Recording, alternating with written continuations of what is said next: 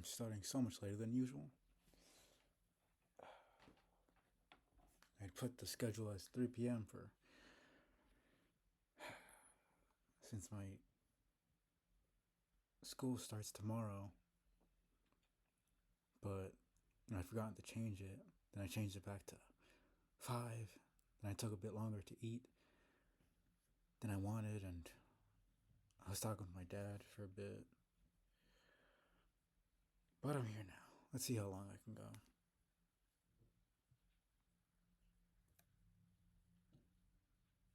I should be able to go for at least 4 hours. We'll see though.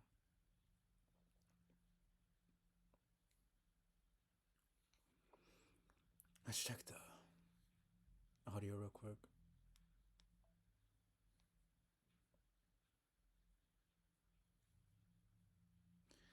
Let me put the ad on.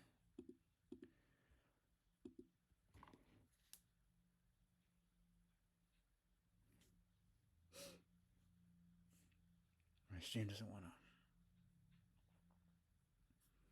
show up now. There we go. Okay, sounds fine. So yeah, it says semi-blind because I played a couple years ago. I got I don't even want to say halfway. I don't know how far. I got pretty far though.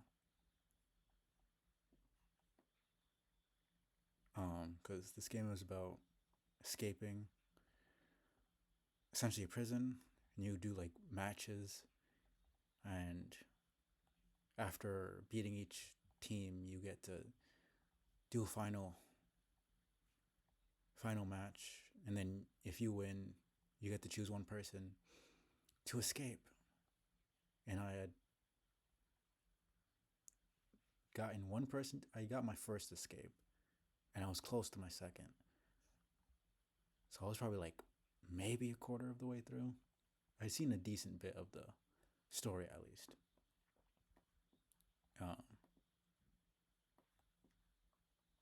So I know the mechanics.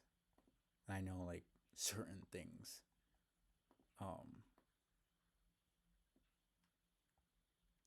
But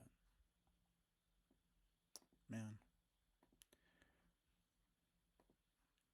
gotta put the damn ad manager back on.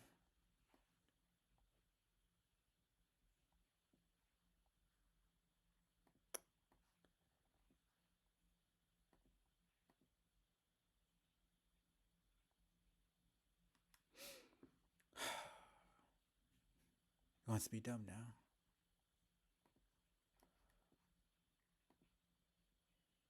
Now it just doesn't show up. This is so annoying, man.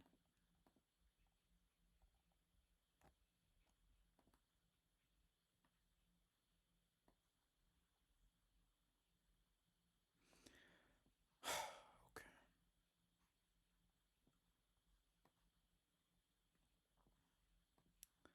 Sorry about this. Freaking technical difficulties.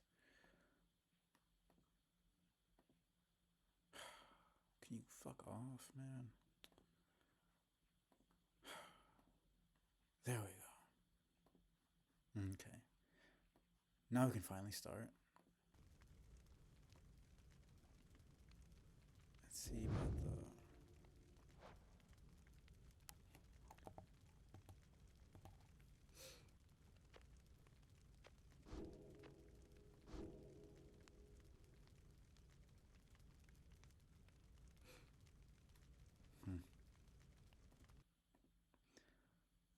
Not sure how long this is gonna take, since I didn't even get that far.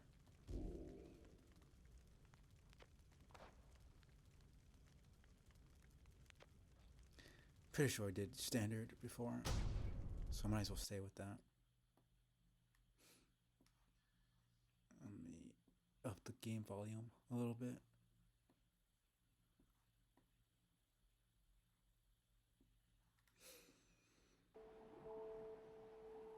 could be a lot of reading. Cause they have voice acting, but it's not really a real language, so it's basically gonna be mostly reading for the entire game. Alright, I had to press. I don't like it when they do that in games. When they have the screen there, but they don't tell you that you have to press something to continue. You think it's a cutscene or something. Only a couple games do that, but I don't know, it looks cool, but like, it's just confusing if you're not paying attention. Your days in the downside. Okay, yeah, I forgot about this. A vast purgatory into which the Commonwealth casts its convicts and its enemies. None have been known to return from the Forsaken Land. There is a theory that everything in the Supergiant games are connected. Like Bastion and Transistor and all this stuff, they're all like in the same universe essentially, which there's some merit to that for sure. Your days in the downside brought slow and lonesome agony. Now, as you lie, yielding to elements, something rumbles into view. 3 shapes emerge, each clad in strange attire. Yeah, actually.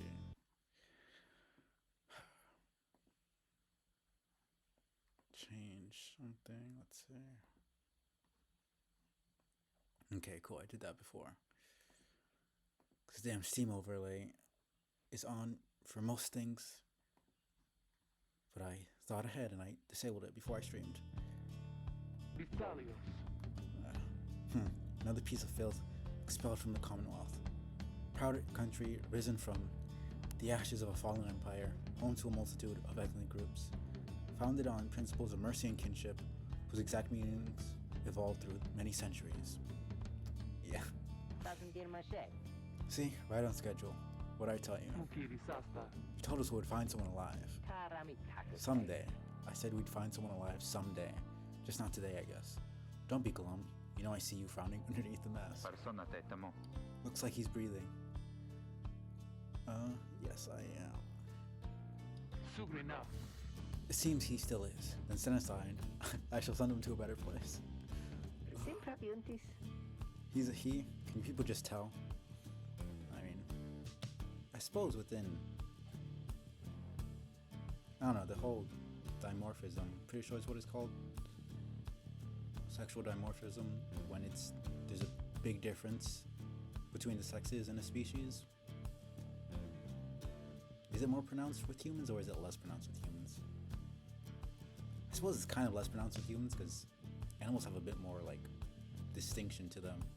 Like with birds, the males are more colorful and the females are more drab looking and plain. I don't know. It's not something you think about that much, but thinking about it now, there's a lot more distinctions, I think, in other species than us. Because really, apart from obviously the genitals, like what is there to distinguish men and women? We could both have short or long hair. We could both be muscular or not muscular. Like obviously there's the differences, but like compared to other animals, we're pretty similar looking. They're feminine looking men, masculine looking women. Shit, there's really not that much. Thinking about it now, actually. Hang on. I don't know, it just got me thinking, him saying that. It's actually quite interesting, now that I think about it. He got the markings on his rags, I think he's one of them. But look at him, he's beyond our help, and we're beyond his. Broken, shaking, starving, probably diseased. Yeah, good luck with that there, chum. See you back at the wagon. Indeed, the day grows dim. You have at best an hour. Understood, I won't be long. After the others leave, the man turns towards you. Man, this is gonna be rough. My reading is not good. Man turns toward you and begins unfastening his mask. Hello there, my friend. Don't care who you are or what you did. None of that matters anymore. All of us, we're equal nothings here. You are parched and he gives you drink. You ache and he binds your wounds. You hunger and he gives you food. Little by little, it helps. there. Turns out you're tougher than you look. Name's Hedwin. Now come on. It's one of the three masked wanderers who found you clinging to life in the downside. Now the choice of who to... That's the thing about this game. It's not only, understanding the characters and beating the matches, but it's like picking who goes out first. Who's the most learning about each person's backstory and being like, oh, this person has a family back home to go back to. But, they're the ones who keeps the group together, or, there's different ups and downs to the order in which you allow people their freedom. So I was kind of thinking about it when I was playing it first. I might do a different order now. I'm not sure. I'll have to think about it. Like I said, it's been 2 or 3 years since I played, and I never finished. He sends no ill intent as he helps you up and leads you to an old back wagon. Nothing like the stately vessels that paraded Commonwealth criminals through alabaster streets. Hedwin beckons you towards... I don't know why I keep saying that. Beckons you to enter the black wagon. Alright. The weather-beaten wagon is as much a mess inside as out. See the masked woman and the talkative creature. To see if the camera be blocking anything. I think it's fine right there, but so far everything seems alright. Relatively alright. Considering.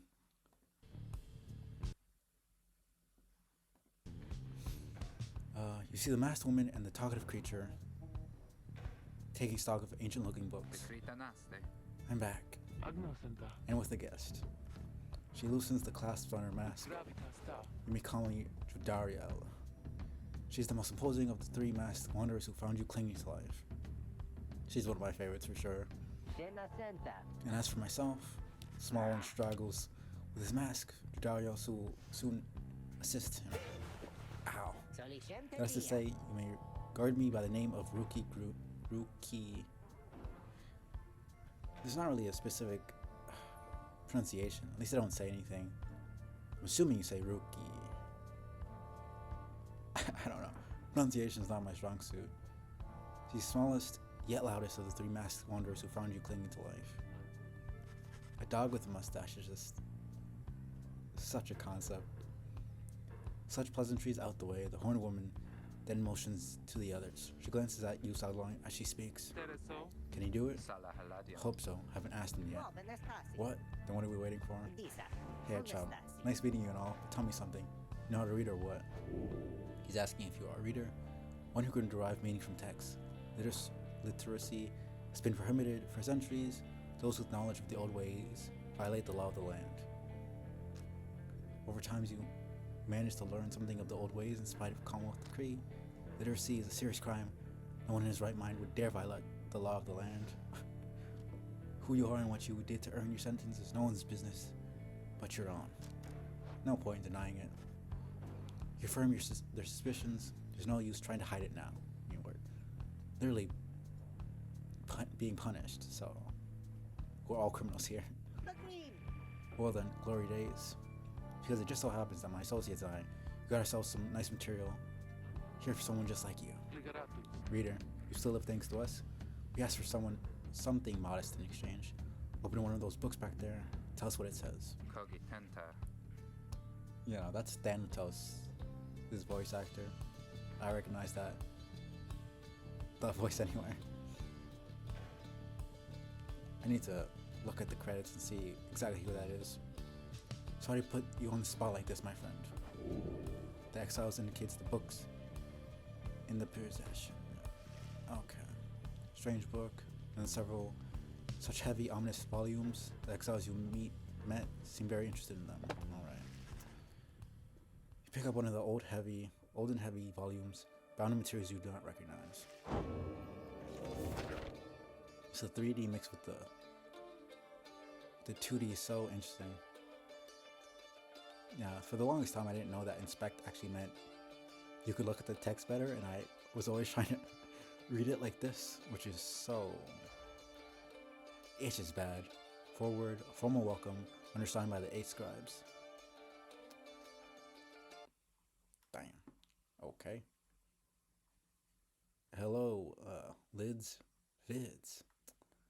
Appreciate the raid. Just starting here.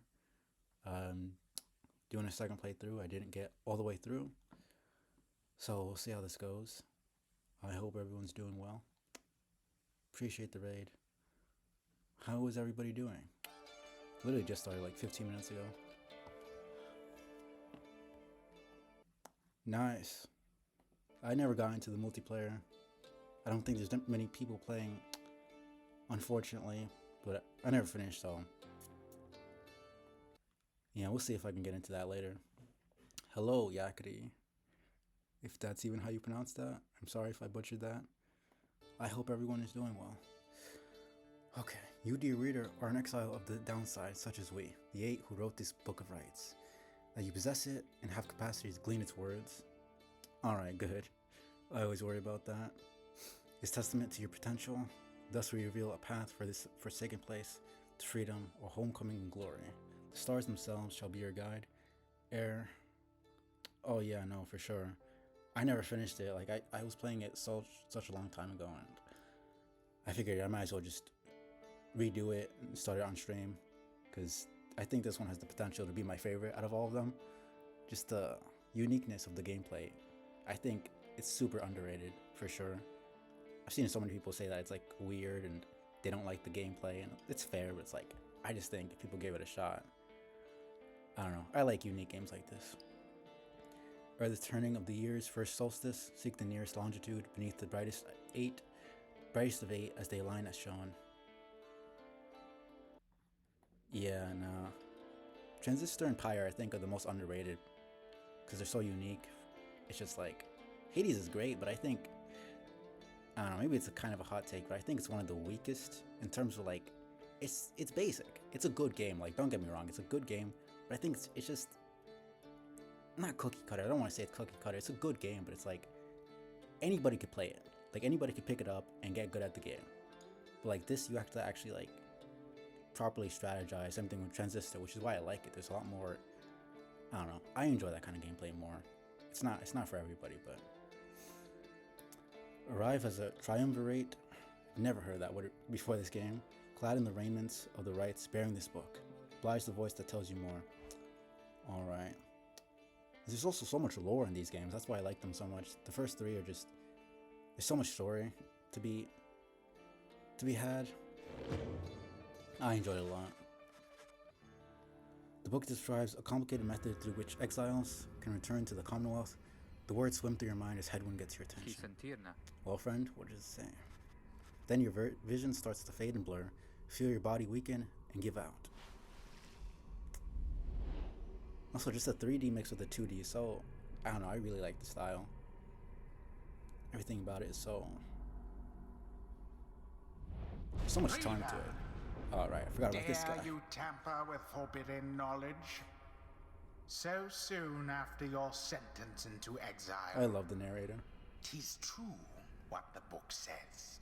You can be free again. Perhaps not you yourself, but someone worthy of the privilege. Right, I forgot we can't. You witness now the path towards salvation. We can't free ourselves? You witness the rights. Okay, let's see if I'm... The one way to return to glory. I'm playing on standard, because I'm not insane. I'll probably do True Nightwing by the grace of the at some point. It is my duty to inform you anyhow. Probably do it off stream once I beat the game. I just don't. I'm not that insane. I know people who play on the hardest difficulty in the first playthrough. That's not me. It worked. So it is true. But yeah, no. I mean, I don't think I lost a single match until I freed my first person. So I'm not sure if I'm cracked at the game or if standard difficulty is just super easy. Probably the latter, but... Yeah, but what now? Where'd the reader go? Should be out there still. For now, we have to put our faith in him. Could abandon us. He won't. And I want to know which voice actor that is, because I know that's Thanatos' voice actor, but I don't have a name to to the voice. Look upon the three of them from beyond. Its head then calls out to you. Reader, we aim to free ourselves. We will not grow old and die in the downside. Now, I swear to you, when we get out of here, you're gonna come with us. First, we need your help. Show us the way. Freedom. Focus all your mental faculties to do as Hedwin asked. Alright, let's see if I'm still decent at this. A celestial orb falls from the heavens when the time is nigh. Exiles conduct the rites as a triumvirate, or they must prove their trust in one another, not just in themselves. So yeah, you got the keys you can use, but then you can also just click. And then you just hold, okay. Not too bad. Not too bad. It's a very simple scheme, control scheme.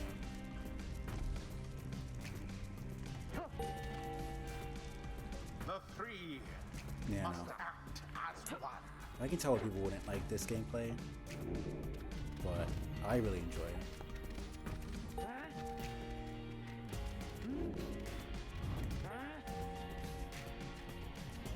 Now plunge into the pyre with the orb and be purified. Yes, the exiled rookie has the way of it. Remember the other match is getting Whoever really steps crazy. into the flame is banished for a time. Right. Can't His you or throw it? her cohorts must make do on their own. Remember you being able to throw it, Oh, but it is not so simple. if I remember correctly. In the rites you shall face adversaries whose own freedom is at stake. Right, the Beware the aura that surrounds them, as they shall beware yours. right. The aura is your I'm remembering wrongdoing. everything. Accept it as a part Okay. of you. So like I said, I played last 2 years ago, something like that. Cast your aura like a stone. Correctly done. Alright. Should be simple enough. Again. Just so. A glorious performance, I admit. More than I expected from the likes of you. Of course. Grasp the orb once more. The orb absorbs the aura. Then the orb quenches the flame. Now we gotta throw it. Now I say Oh, jump. jump. Right. Leap with all your strength. Pretty sure you can throw it though. Not sure if that works alone. Now snuff out the adversary's pyre, whilst yours yet burns.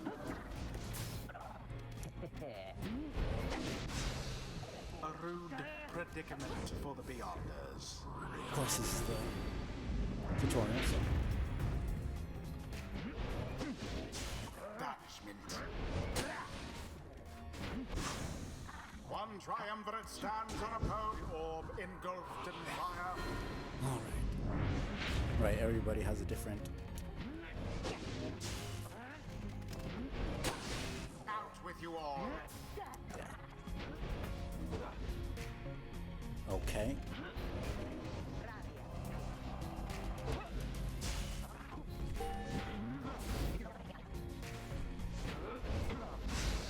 Simple enough. Thoroughly banished. There. The right There we go. is complete. Okay. So she's 30 There, dear reader. and it's 20 and 10, Now you I believe. understand. Or do you? This was but a glimpse of that which lies ahead. I would tell you to turn back. Cast down your hope. But all those such as you, Is this the... you never listen. I can't remember if we actually see the narrator. Because I know there's the guy who plays the white lute, but I'm not sure if that's him. I think that might be another NPC. It's been such a long time. The others are still picking themselves up as you awaken. Alright. Well, that was something. That was our way out. So now we just follow the stars or what? Supposedly. Reader, come, let us regard the night. Alright, this. Jadariel leads you outside where a clear night sky awaits. Now, show us before the howlers catch your scent, or shall the rites commence? An ancient ritual competition to which the worthiest exiles regain their freedom. The scribes have gave their freedom so that we may yet have ours. Pray from the Book of Rites. So much lore, man. I really enjoy games like this. Alright. I know you can lose matches on purpose. There are some other enemy teams that I kind of want to free. I have to remember which ones are actually interesting enough. Go to the South Star. The South Star burns bright over a massive bridge of stone much farther than the naked eye could see. Alright. Right, the Titans and all that. I enjoy the difficulty selections they give you. It's like the gods in Bastion, I forget what it's called in Transistor, the modifiers? I don't really remember. Titan, Stars, and Pyre, and then Heat and Fear, Hades. I don't know, I like that they have both accessibility and like extra difficulty. 200 leagues due east, the Bridge of Gaul.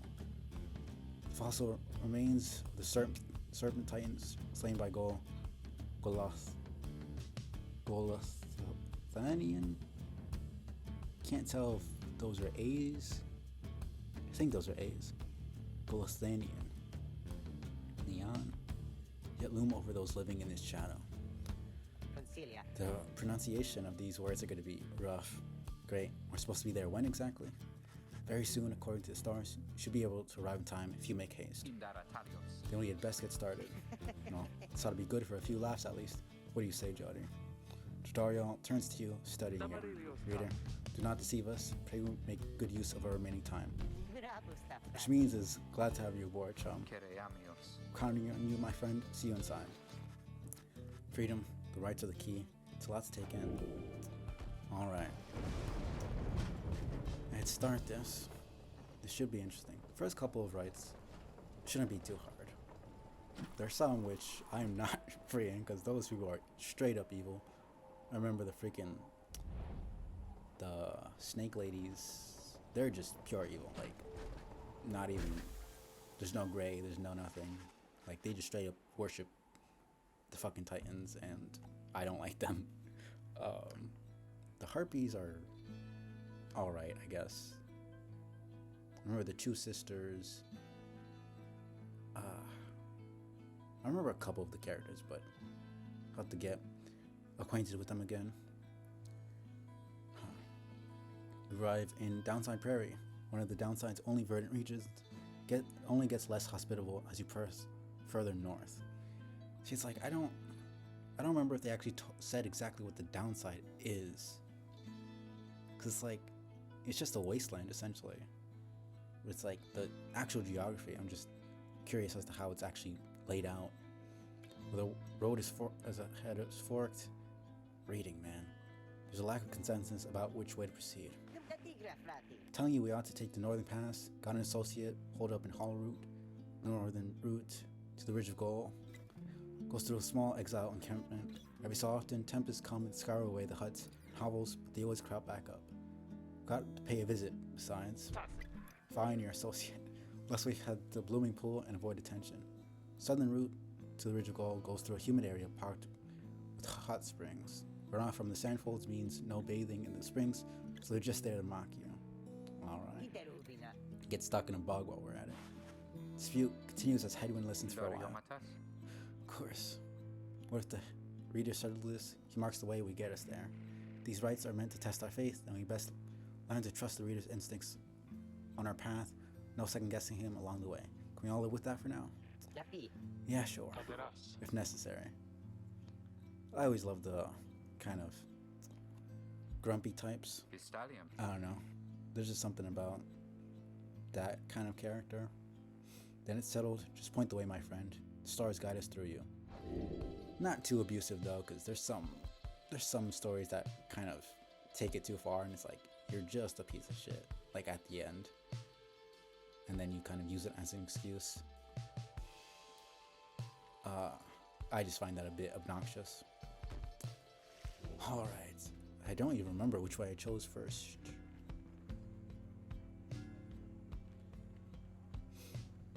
I think... I remember there's like different items and stuff you can get in shops. I think I'm gonna save Rookie first, so I'll do all the stuff he wants to do. I don't remember there being like different like relationship meters or stuff.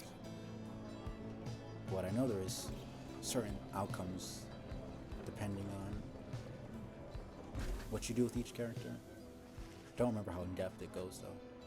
As you pass through a squalid little area, you hear boisterous noises coming from what looks like to be a public house. Rookie stumbles forth from it, holding something in his paws. Oh, hey chum, just... This is probably not important at all. Thinking about it. He's wrapping up a real important exchange back there. Hang on to this for me, will you? We'll have to drop it off if we head further north. Main parcel. Decent enough, I guess. Thought there'd actually be dialogue. Well, should be NPCs later on. Is this it? Pretty sure this is it. The black wagon grinds to a stop at the base of the ridge of gold. The others ask you to assist while making preparations for nightfall and the commencement of the rite.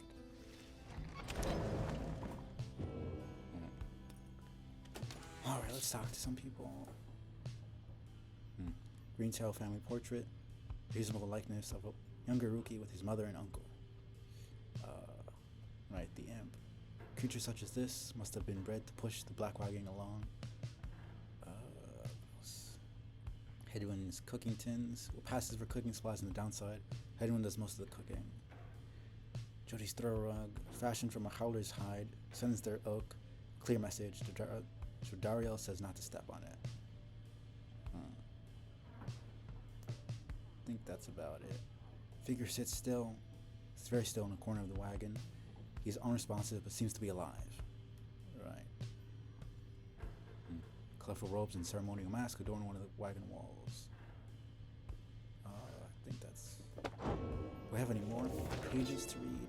Yes. Nope. Okay. Look the same for a bit. Let's see. The first exile. The words of Gaul. Okay.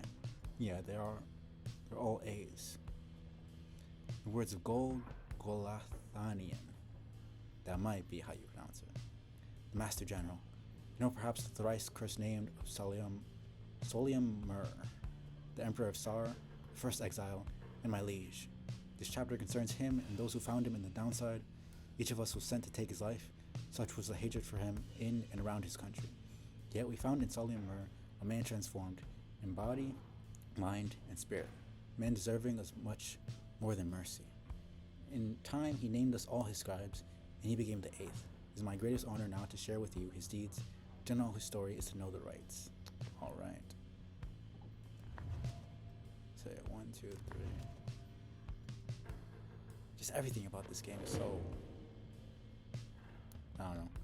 Seems to have something on his mind. Okay. Hey chum, appreciate you taking us to the Hollow Route back there. About that. You're certain that parch will fetch us an adequate price at the slug market. Crude trading post found in the downside.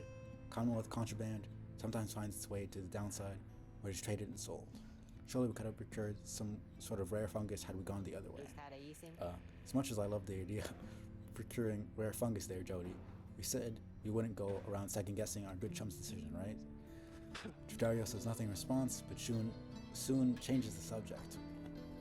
I'm just storing my words left and right here. Alright, probably gonna start the ad soon. Nightfall soon. Come along, Greentown. We have much left to prepare. Two of them soon go about rummaging through their payments and the books strewn about the wagon, leaving you to your own devices. Alright, I think that's about it. Okay. Let me start the ad here before I start the write, so it doesn't interrupt. Let's get this done.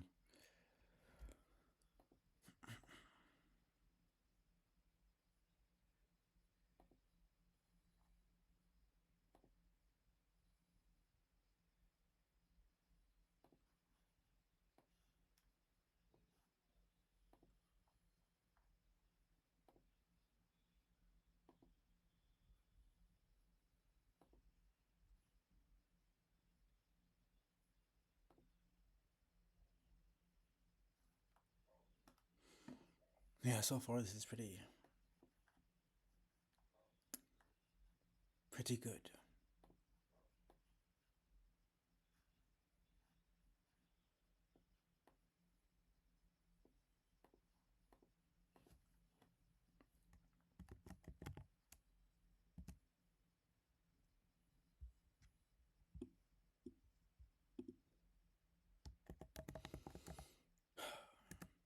Okay, let me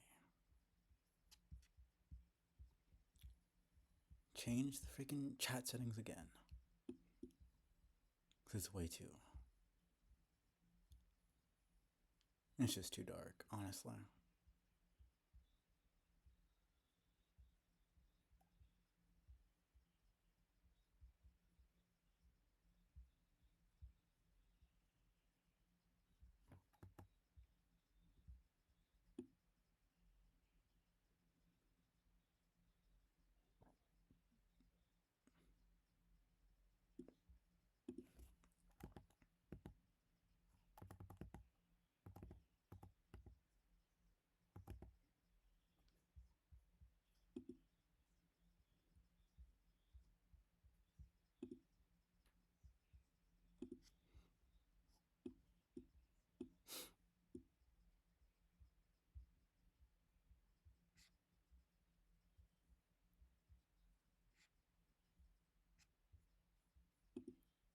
Alright.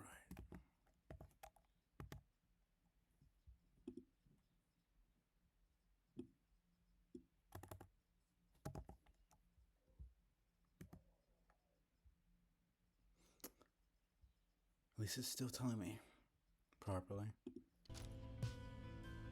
Yeah, it's a bit better, I guess.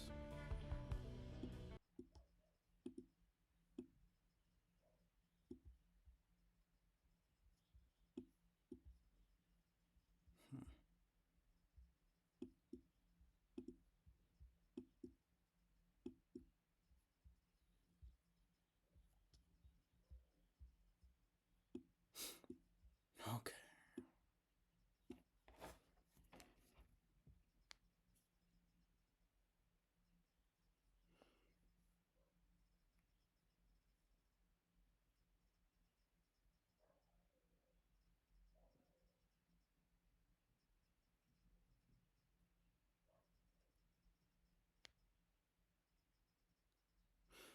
Okay, let's go. I think that's about it. Let me double check.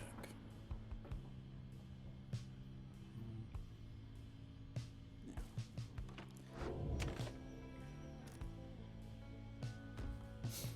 Okay. As darkness falls, your fellow exiles stand together, clad in the raiments of the rites. Preparations are set, however, everything is still in calm. Soon they grow restless. Keep telling you there's nothing here, but a bunch of idiots we are. We traveled all this way for nothing. I don't think we did. Look up. Remember this always being pretty cool to see. It's like the cinematics. It's not even like full cutscenes, but I think they're pretty cool. Now there's a charm to the way Supergiant makes its games. Reader, the stars align at last. Okay. You reach the Ridge of Gaul at the appointed time, and your triumvirate is ready. Your adversaries in the rites this eve shall be the accusers. Alright, these guys should be easy. Whose ever pyre yet burns once the other is extinguished shall step closer to freedom. Now let the rites commence.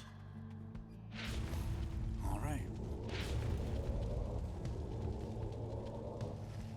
Stars are aligned, and your pyre burns bright. Across from your companions appear several others also clad in raiments, your adversaries in the rites. Everyone ready? Let's hope so. Be still, we have a visitor. The one whom she refers to steps forward. At last, the night wings yet grace us with their presence. Right. I remember there being some story beat associated with ours was the first triumvirate or something like that. I don't really remember. I see that the reports of your demise have been exaggerated after all. Even I was beginning to think that you were gone for good. Nobody moves, saves for the man robed in gold, who unfastens his mask. Right, this dude. I don't even remember him. Surprised to see old Lendell again. He's the apparent leader of the exiled triumvirate. Right. I don't really remember these guys that much. And I knew they were the first, but they're kind of super unimportant, at least from what I remember. I trust you remember my face, though you must have assumed never to see it again after last time. Never had I come so close to freedom, only for you to dash my hopes. Now I and the accusers shall repay that affront. It's kind of the name of the game, so not sure why you're pissed off. But okay. He shoves his mask back on and takes position with his comrades. It is time. From the shadows, you clutch the Book of Rites. Focus on the task at hand. Okay.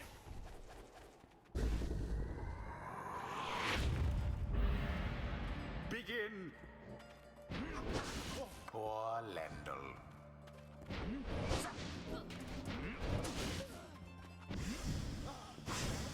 Thoroughly banished. This shouldn't be too bad. Accusers underestimated you? I'm not gonna get too confident here. Didn't see it coming. That was close. Okay. No, shall not accept defeat from you again. Yes, you will. Hear me, accusers. Stand your ground. Let your auras boil and rage. It seems that you have flustered the accusers. You know I can jump, my guy, right? We're getting there, but they've hunkered down. Fine, then we shall disrupt their formation.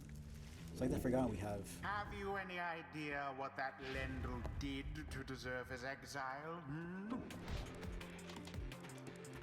First of all, I could just... A daring display.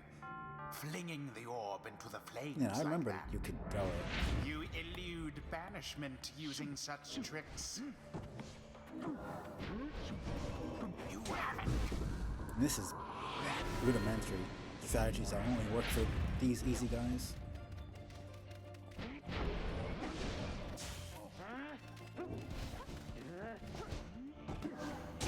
Ruki flung the orb into the flame. I mean, that's such a better strategy instead of... Your victory's at hand. Good.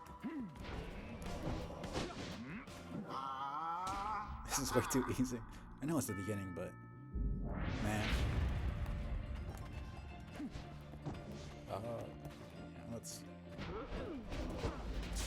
Banished.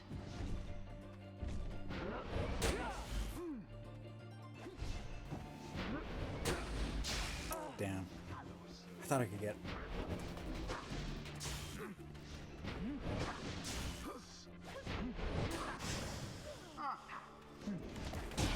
And it is done. You have prevailed. Rejoice then in your single fleeting victory. Yeah, no, that was... too easy to even feel proud of that, but... Getting back into the groove of the game. Deceit may have earned you a hollow victory, but know this. I don't know what this guy's talking about. The accusers will not forget your wickedness, and when next we meet, you will rue the day. Bask now in the wisdom of the stars. Alright, I forgot about that. The exiled Jodariel has gained All of this. enlightenment. I completely forgot about Only this. the enlightened can regain their freedom. You have withstood worse nights than this, though few as strange. Alright. Right. Boons of the first exile. Light mastery is enhancing a demon's spirit. Sheer force of will. The fallen Emperor Mur moved past his many failings as a man, achieving selflessness in exile. Sins of the fallen Emperor. Right masteries. Right. Okay, spirit and force of will, and then strength and physical prowess. As he fell into the downside, Solium Mur understood at last the consequences of his hedonistic reign. God. After using her rush to Lunchford, Jodariel can rush again right away. Mur's more ambitious predecessors subsumed one culture after another in the name of their empire. Relentless figure, after banishing an adversary, Judaria instantly recovers all her stamina. Slowly Mur relinquished comfort, lineage, and title, yet still clings to life. Presence.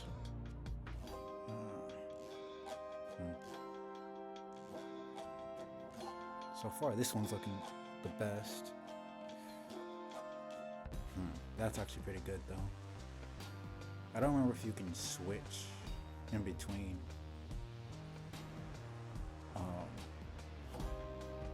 It's saying choose a mastery. I'm assuming you have to stay with one.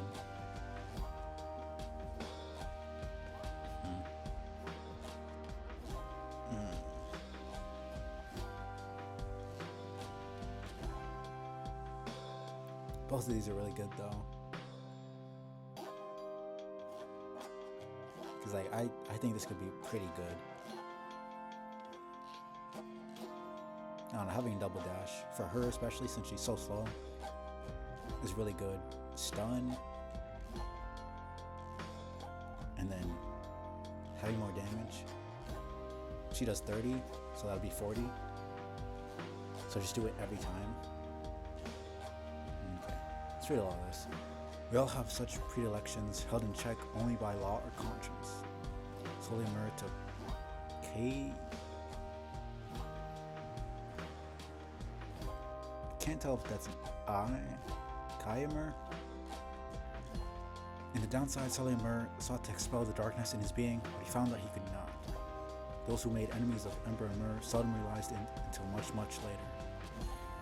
A wayward glance or passing whim was cause enough for condemnation by the Emperor Mur.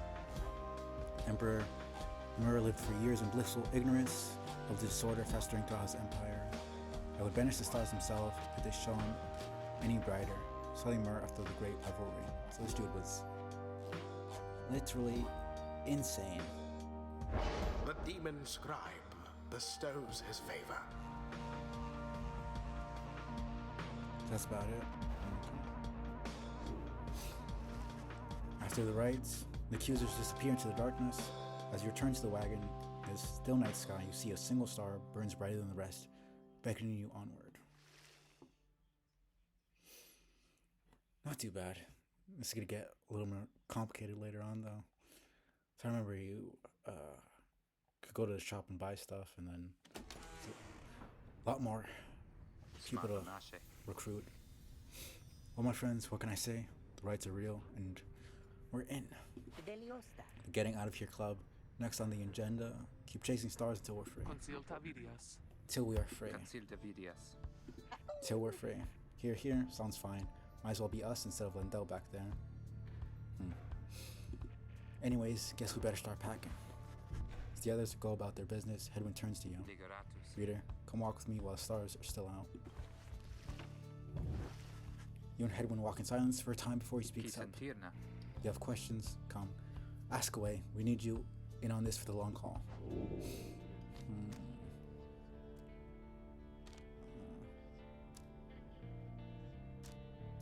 I think I can ask all of these, but you led your fellow exiles to the rites, yet they have not asked you to participate firsthand. Why? She maintains his eye contact and smile. Good question, my friend. Going to have a lot of time to discuss that and other things. Make you a deal. Read the stars for us again, and I'll tell you all about it on the way.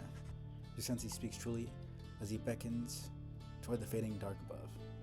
And I'm pretty sure he says that for essentially every single question you ask. Alright.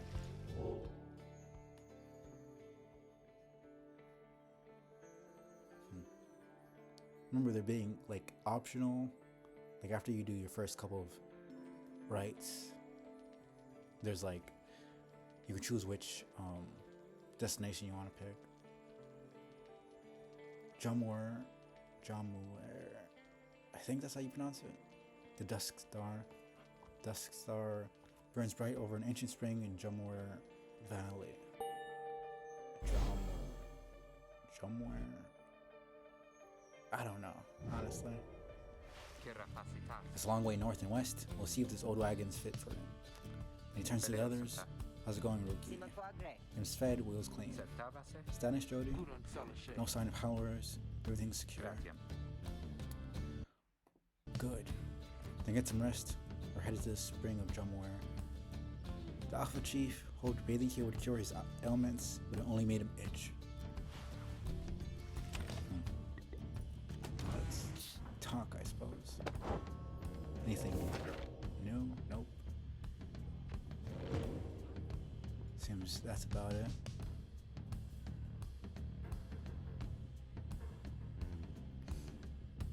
Okay.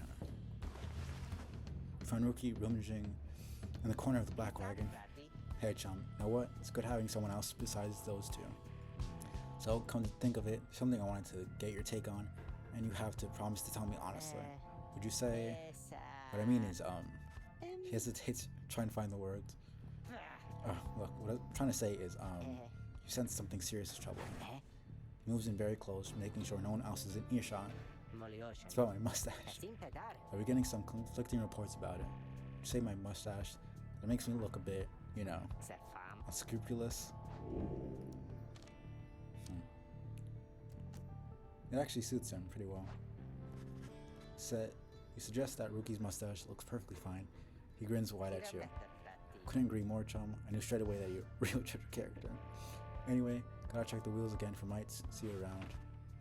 He bounds off, out of the wagon. Right. I forgot about that. So yeah, there's a bit of an effect on how you interact with each person. Now what's the actual, like, numerical value of hope? Like, is it 1 extra second, or it doesn't really say specifically.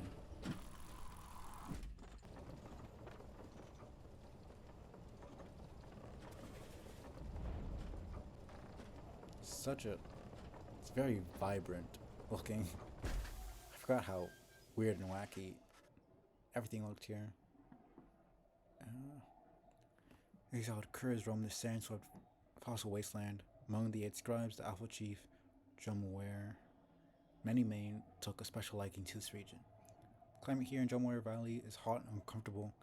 On top of that, have a stowaway. Alright, this girl. Home, we can go home. She must have latched onto the undercarriage as you cross the ridge. Her manner is odd, though you sense she means no harm. She must have overheard some of your fellow exiles' conversations. You need but say the word, Edwin. She wants violence all the time, man. Come on, you can't be serious, Jody. She's just some kid. Managed to climb aboard our wagon undetected, but still. Do it, Jody.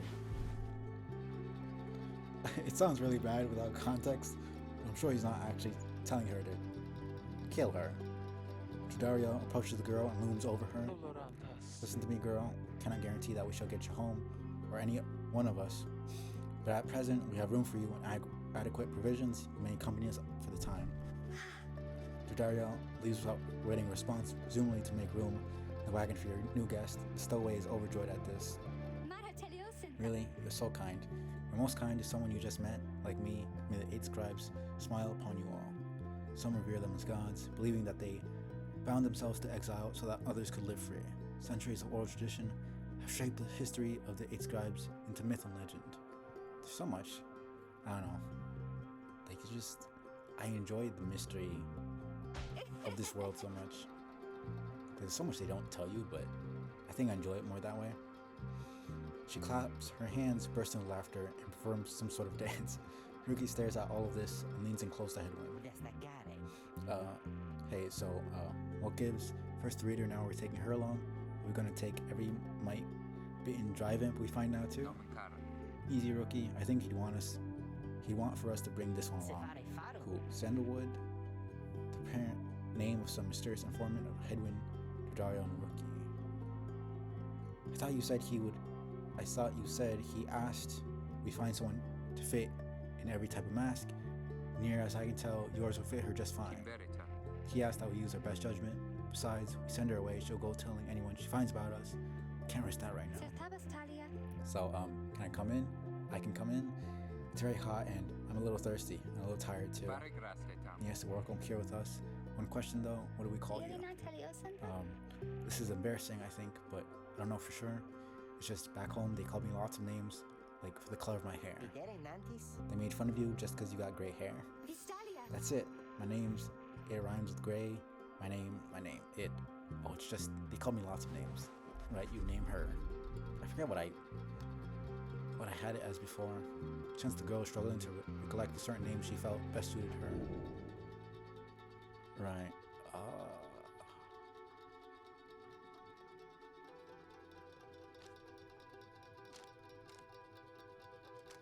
I think I did Faye before.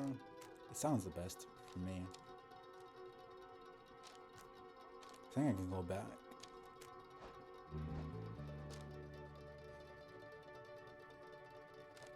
Yeah, none of those seemed good at all. I'm just going with Faye.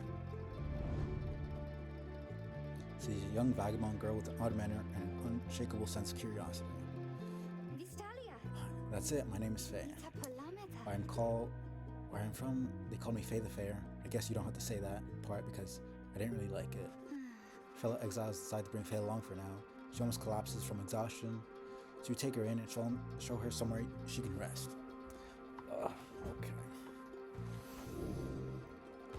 All right.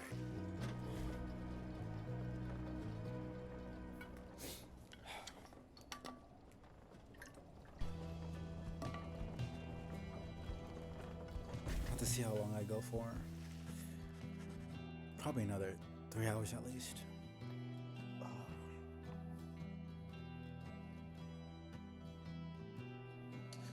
Oh man, okay. Charge the computer. The black wagon arrives in a somewhat peaceful stretch of Jomora Valley. Your companions wish to hole up here for the night to give Faye and all of you a little time to rest.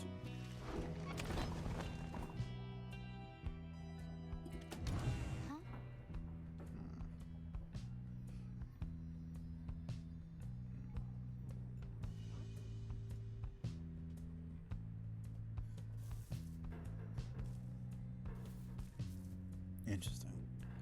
Where's the... There's the rug. She's still just chilling there. Alright. Faye seems to be recovering well since you found her. She seems fascinated by everything and everyone in the wagon. Oh, hi mister. You're the one who knew my name. I guessed it right, you did. Thank you for your hospitality. I've just been eating with the imps and talking to the wagon. This wagon, he and I are the same age, almost to the very day. But I'm older by 3 weeks, so I'm giving it a hard time. Little brother, I call him. He's a good wagon, isn't he? He takes us very, very far. My little brother's short. He pulls my hair at times. I don't like it very much. But he's family. Happy to be here with my family. I thought that I'd lost them all again. I thought that I'd lost them all. Oh, but we have stopped now, haven't we? And I should go outside to dance in case the scribes are watching. Bye, mister. She is a character. Smiling at you, she prances out the door. That's about it. Okay. There's a little bit of lag. It's been fine so far. Especially in the actual rights. I think the effects are getting to my computer a little bit. Surprisingly, there's more effects out in the regular overworld than there is in the matches. Your fellow exiles are taking a moment to unwind. Dario mentions for you to join them. Best get used to your new life here, reader. We seldom get such moments of reprieve. Perhaps some further study of the book should pass the time. Join me for a little stroll if you're feeling up to it. There's something to be forged around here. You could teach us more of what you know. Prepare us for the next fight. In any case, we do what we can to stay busy. Keep that sense of isolation well at bay. Alright, locations.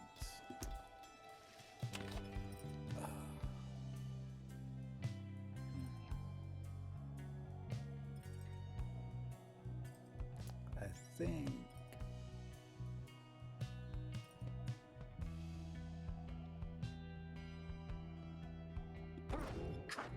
Yeah, I'll do some mentoring. Having gleaned knowledge from the Book of Rites, you can impart some of its teachings. As each exile's path towards enlightenment is personal, you'll have to mentor them one at a time.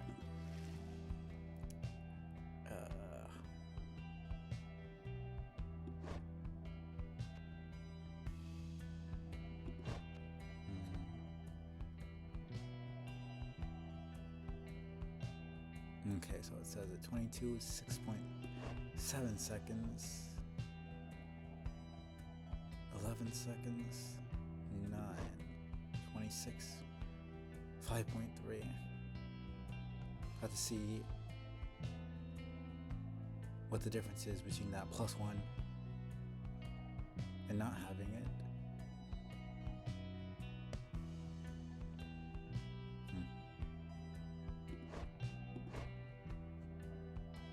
I think I'll mentor her. Very well, for there's much to learn. Your knowledge of that book is vital to us all. Illustrate to Judario some of the intricacies of the rites, focusing on how all three in a triumvirate can move and act as of one mind. You sense she grasps some of the concepts. I appreciate your knowledge, reader. Perhaps I shall soon have an opportunity to put it to some use. I don't know why I'm having such trouble reading. Okay. It's so bright. It actually kind of hurts my eyes.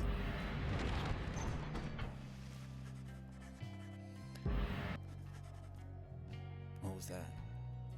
It was a noise and then it stopped. The path leading further west splits off, and once again your fellow exiles turn the choice of where to go over to you. Faye seems enthusiastic for whichever route you choose. Okay, let's see.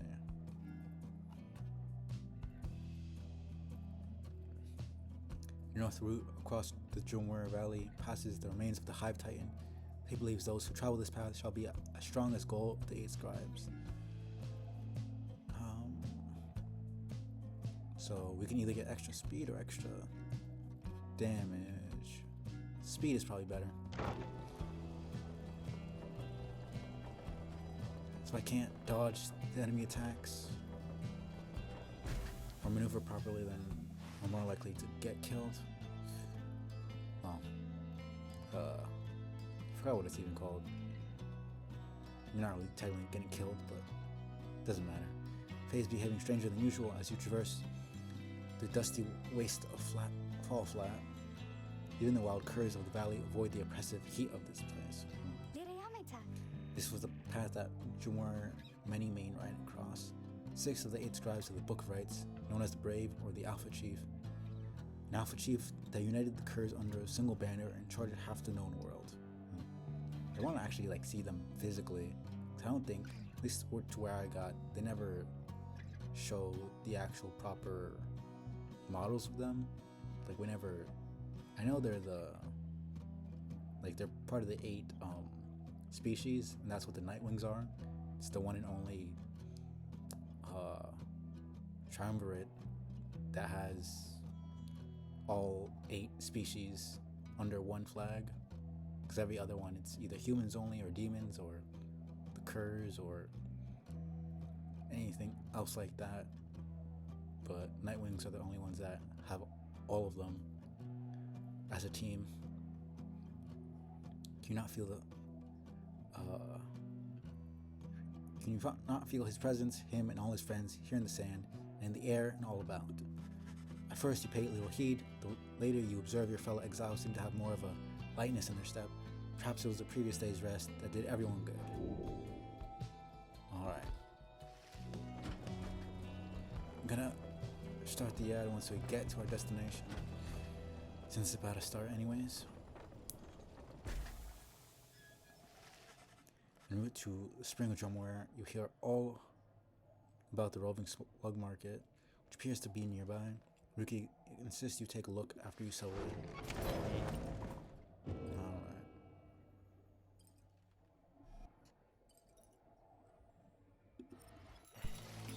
Alright. Hey guys.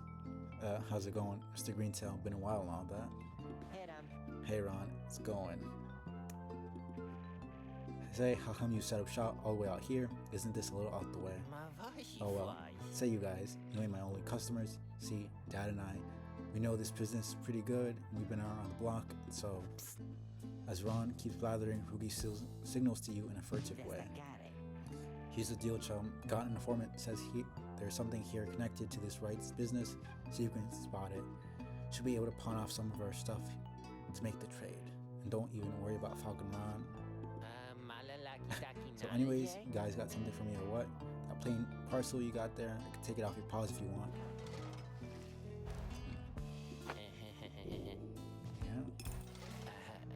Hey, I'll take it, Mr. Greentail. Though you drive a pretty hard bargain. Now you're gonna take something off my hands here or what? Let's see. Oh yeah, I can't afford anything else here. Not that I care that much about anything else.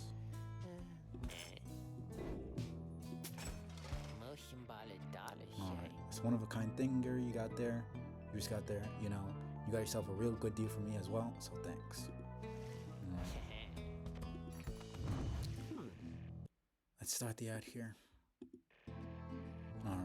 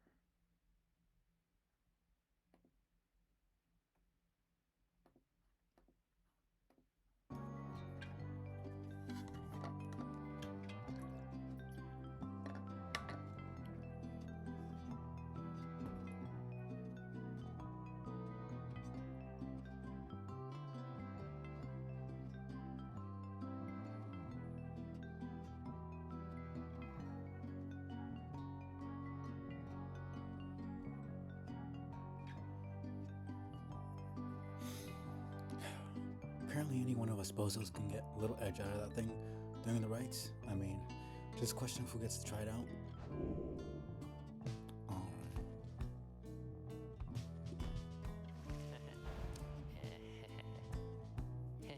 30%.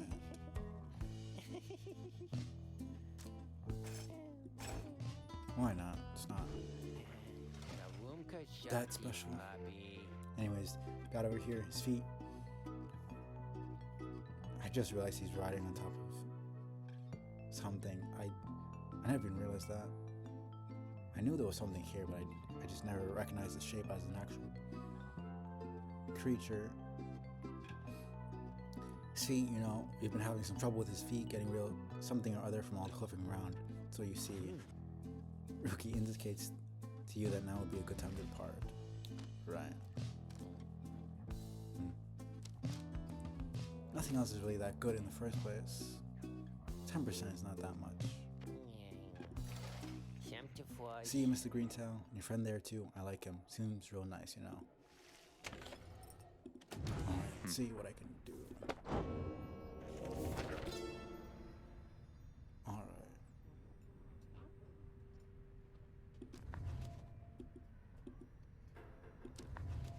Okay. The last emperor. Right, it's the same thing. It's just the chapter. How many nations did I scour in the name of Solium Mur? How many countries fell before our spears and blades? Such questions mattered less to me with every passing victory. Our legions swelled across the land, and our dominion grew. The Emperor Solium Mur paid all this little heed. He only tended to his personal affairs. Our legions relished the autonomy. We did not know that the Emperor cared nothing for his legions nor his people. He cared only for that which was before him. One day he learned of such a thing as to benefit his name and vowed to seek it out. Is that supposed to be the Emperor, or is that supposed to be the Emperor? Not sure.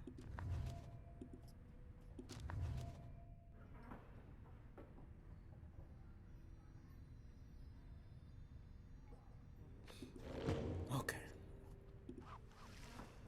Headwind motions for you to join him. Easygoing smile soon fades.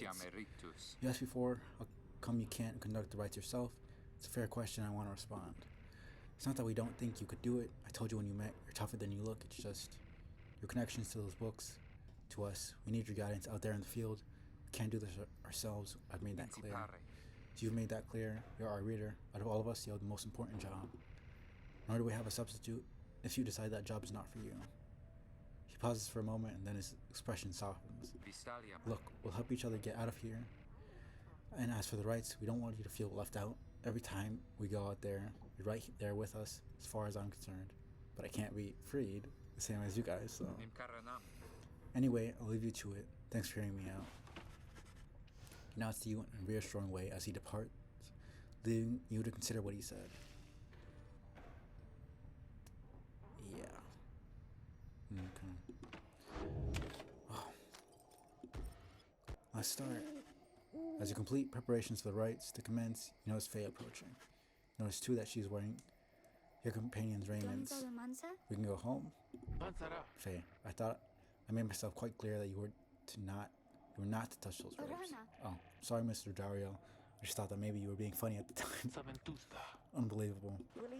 Hey, something's happening in the sky. I think we're up. I forget how much of a difference there is between her and headwind.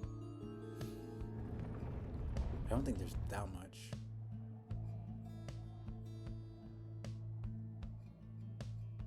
I had a specific squad that I used once Reader, I got everyone. what brings you to the spring of I Jomia? don't remember. Why, it must have been the stars. I don't know how you... Although it seems that your triumvirate now numbers 4 exiles, not the expected 3. The rules of the rites were not created for you to besmirch. Prepare now to confront the fate. They still honor the traditions of the scribes, and surely have been longing for this chance. But first, you have a choice to make. Of course I'm gonna try out Faye, so why not? The sky burns bright once more as your next adversaries in the rites approach. Wow, these guys. Their apparent leader is a bent old cur who guards you with a formal vow. At his side is an intense young man. I hail you, exiles of the Nightwings, and I'm grateful that you chose to grace us with your presence once again. I'm called Galbert Oldheart. This is my son, Almer. Almer? Not sure. We need not greet them, Father. We shall face you in the field this night, and may the victor's pyre burn eternal. First, we offer you a token of good faith and show of appreciations that the Nightwings have returned. Galbert approaches you with something in his palm. Sensitive motives are sincere as he hands you a small talisman. Forged metal brooch, cool to the touch, depicting some triumph of the Sea Dominion.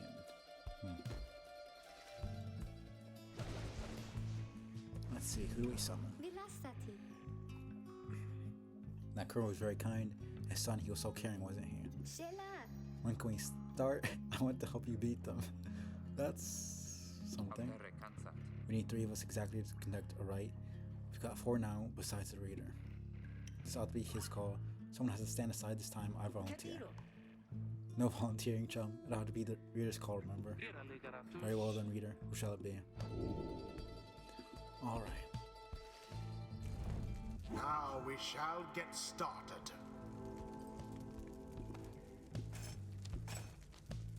So let's see. Quickness 13. I mean, overall, she's a bit faster, but he has a bit more presence for 3. He has 1 more hope. 5.2.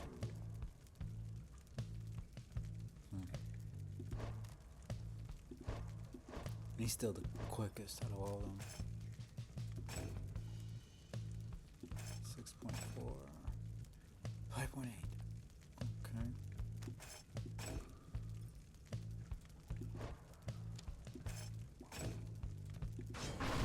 Faye. No, me? thank you. Thank you for believing in me, because I think the scribes do too.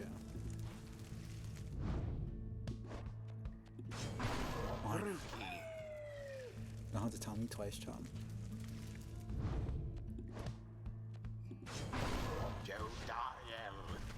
As you will. Okay. It is done. Hey, how about the chances? I think you did the right thing. Nightwings, I trust you are all well prepared for these old eyes yet see that the rites shall be commencing momentarily. Are you quite ready too, my son? I hope so, father. Here, now let me show you. See if this is going to be a bit more. Commence. Okay. Your pyre is the first to falter. You're stumping the ante a little bit. Glorious. A blow against Let's the go. adversary's pyre. Look forth, my son. The waters of Jomier. The way he pronounced it was so different to the way I was. It's like Jomier or something like that. The U was pronounced differently, which is so weird. Many main brings blessings unto us to deceive. Perhaps our chances come at last. We need more than blessings to prevail against them, Father. Please keep fighting. I like how they actually give like actual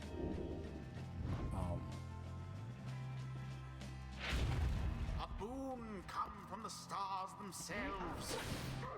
But shall it be enough for Dalbert and his faithful son?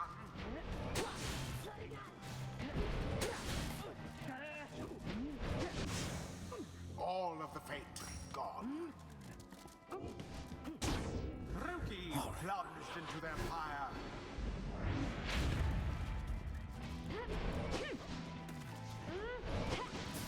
Dalbert banished.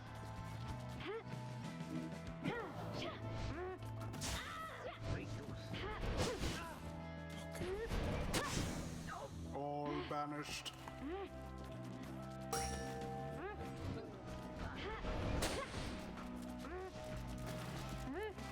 damn. Oh, boo. Wow. How did that happen?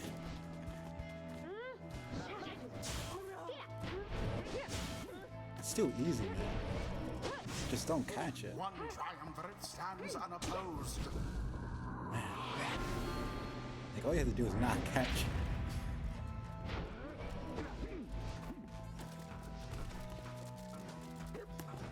Quite the turn of events. Damn.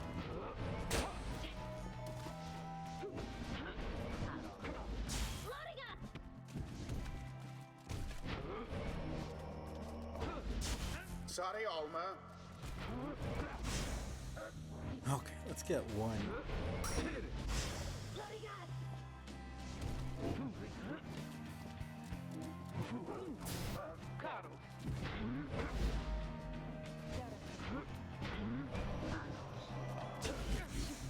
Alma banished. Come on. Why, that was all of them.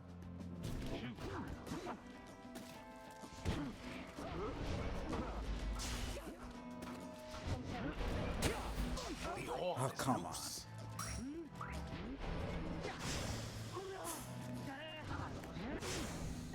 Damn. Tough luck, Nightwings. Man, I had it going for a while Dalbert there. quenched the fires of his foe. I was so close to getting it with Judario, but Alas for Alma. she has a.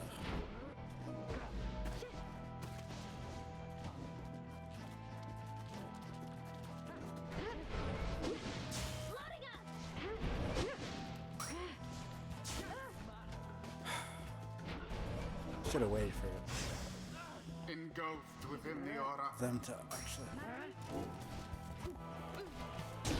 Righteous fire. For them to pick up the ball. A swift recovery.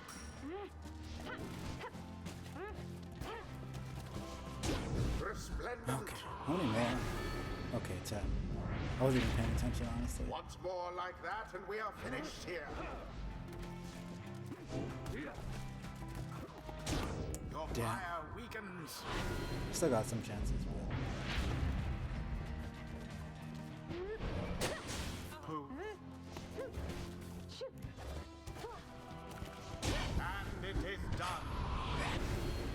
Man, I need to The get better with that. Nightwings prevail. Their adversaries confidently I thwarted. need to actually memorize the moveset of each Perhaps character. you shan't be quite so fortunate next time. So then we did it, didn't we? Because she has a delayed jump, and that killed me a couple times. Not thinking about that. Yeah, I mean, I guess. Last that in doing so, we set back that family we confronted. Are you gonna be like upset about that every time? Who cares, man? You're just never gonna escape if you think about that every single time. Exiles of the Nightwings, the dawn is yours. May you earn your freedom. Father, the dawn might have been ours. We failed and I failed you. Nonsense, we are the fate. Honorable triumvirate determined to uphold the traditions of the rights. Savage. Almer the helpless. Do what is ordained and nothing less. Now let's go, my son, for I am weary once again. No. There is much to learn like from this who- experience. Should be allowed to escape and who shouldn't? And who's to say that the world up there is that much better if the systems cause literally reading to be prohibited? I mean, even being able to read, and then they would exile you to such a horrible place like this. I think I wouldn't want to live in a society like that. Personally. Focus, training, prowess, path towards survival, and the blood border. Right. Northern edge of the Commonwealth is a flat and vulnerable expanse. High-wing remnants seized upon at every opportunity from covered clouds or darkness. These rights make similar demands of us. So I can choose both. So mastery is the individual skill. I thought you had to actually choose a path properly.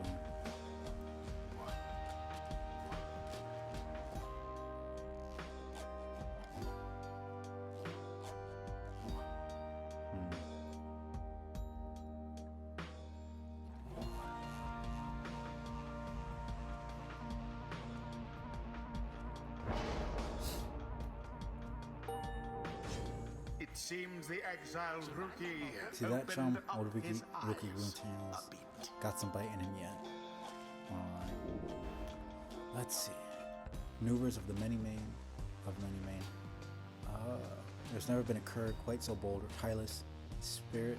It's the famous Alpha Chief Drumwire. Many Mane. I'm just gonna keep pronouncing it like that because that's how it makes sense to me. Traits of the Alpha Chief.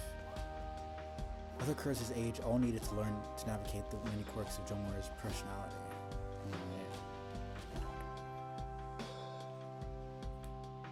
Drumwire Many Mane was a vision to behold as he threw himself from one reckless situation into another. Alpha Chief could spot a gnat on a tail. At 200 paces or more, nothing escaped his notice.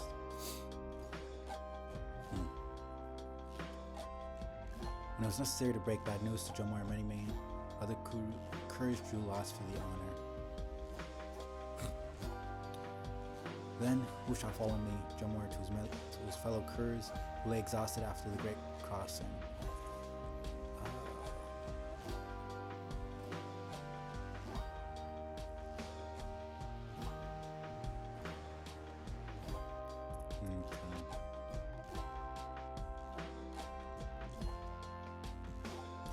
No creature bound to the ground could move near as swiftly as the Alpha Chief. Try to kill me all you like, and I shall reappear to make life worse for you each time. Each time. I don't know why I said that in plural. Oh yeah, no, I need this one. I remember this one. It was a big blow to me when I lost him. Because he was the first one I let escape. And when the other curs proved they could jump as far as Drumwire, he outdid them once again.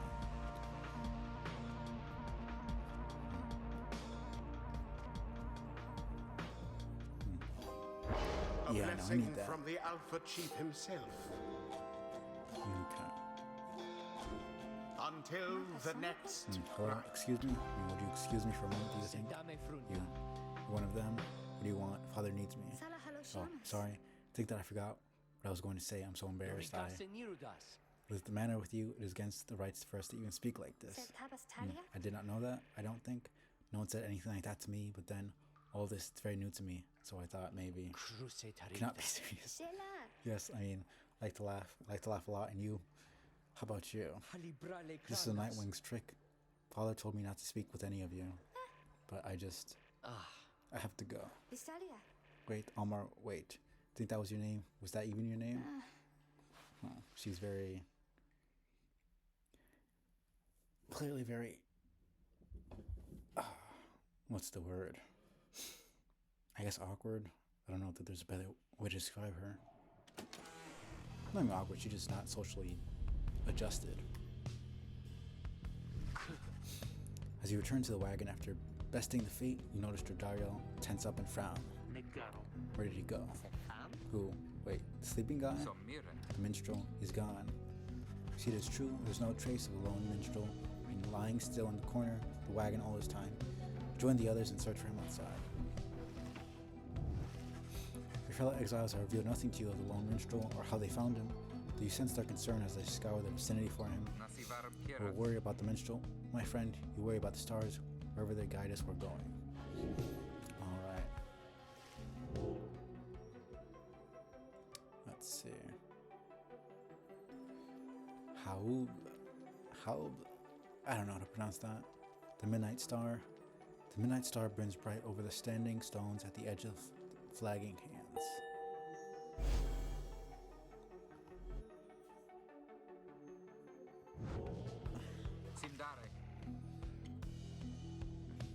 Everyone, we're headed back east, all the way across the valley. Towards the...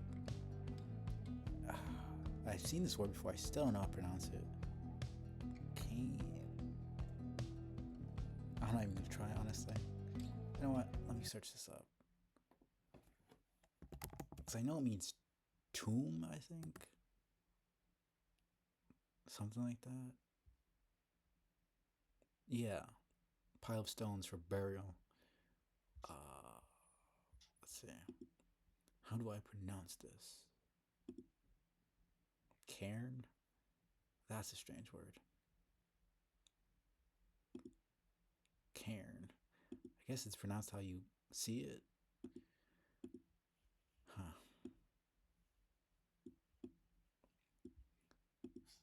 Towards the current cairn of Hope, then. The cursed imp here felled the mighty bone titan Shaq's 6 shoulders. That's a tongue twister. That's right, we have to risk it. If that minstrel guy doesn't turn up by then, we shall find him this night or another. They continue searching for some time, however, the minstrel is nowhere to be found. Alright. Is anything new here?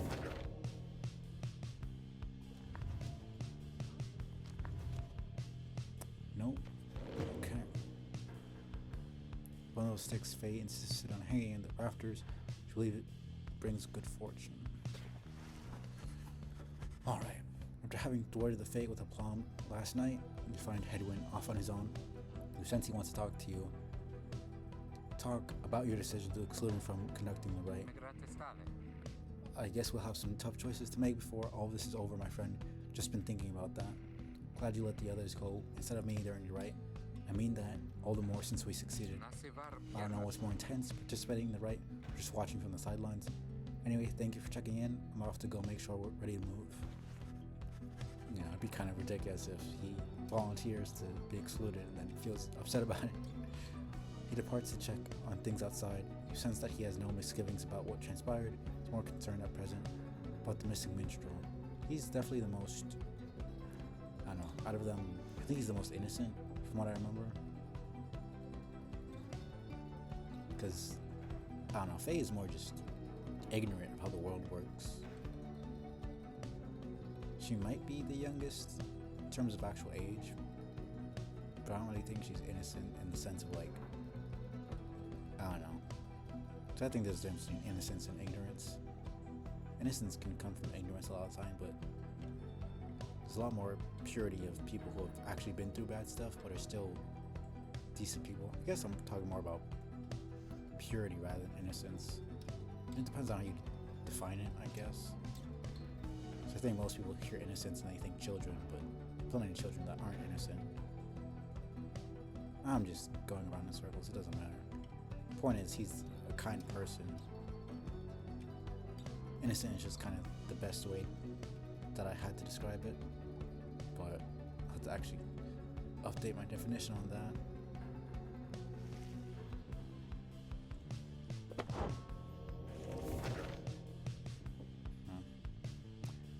Because they're all, this is the 8 scribes, right? Yeah. Okay. Let's go.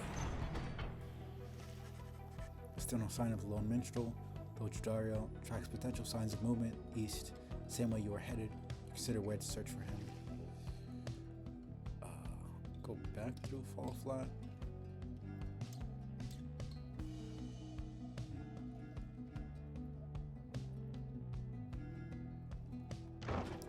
Yeah, why don't we just never do what you want? I don't think it matters that much in the first place.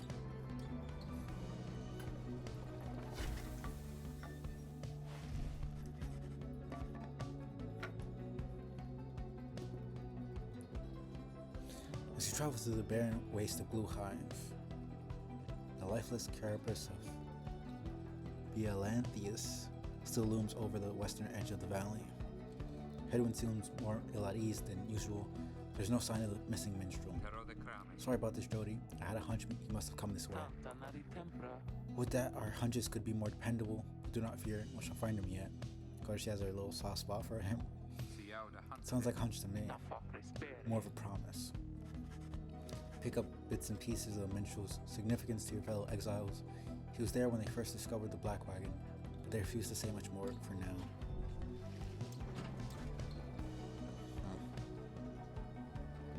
So much mystery in this game.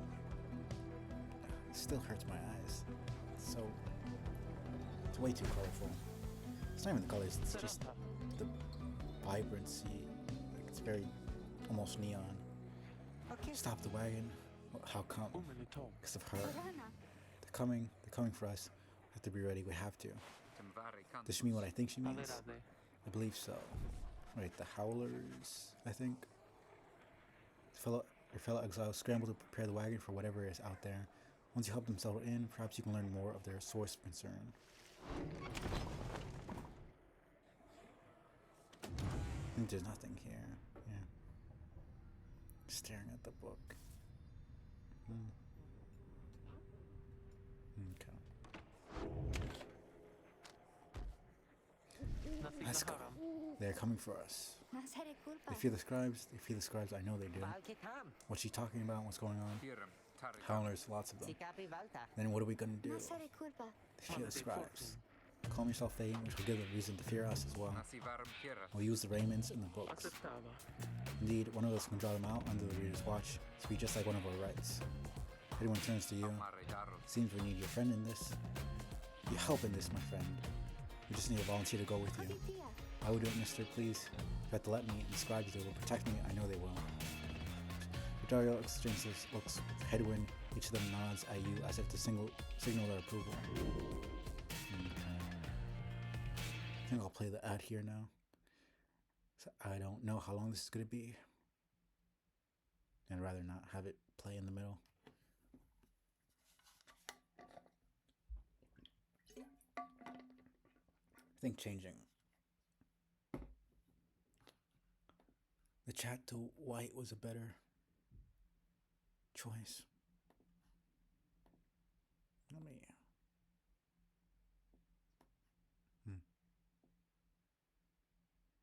Yeah. I think that's a lot better.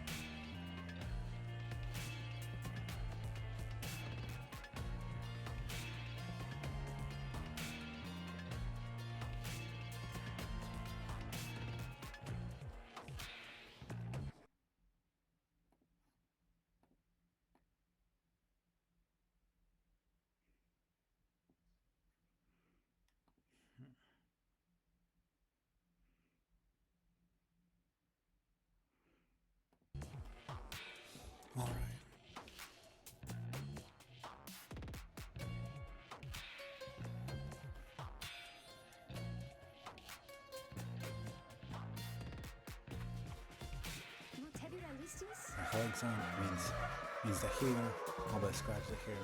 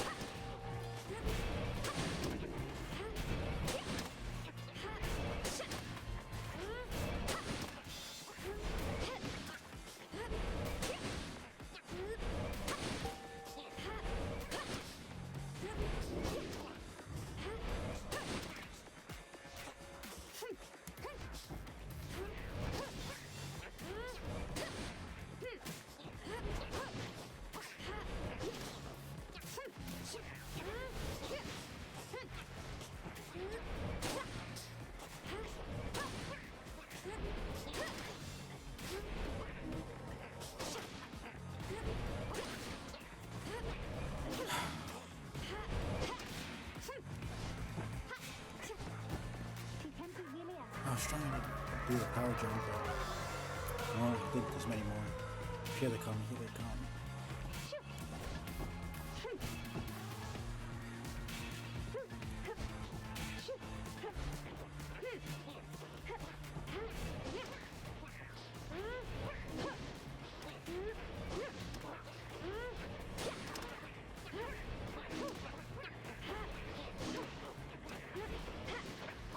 Oh, come on.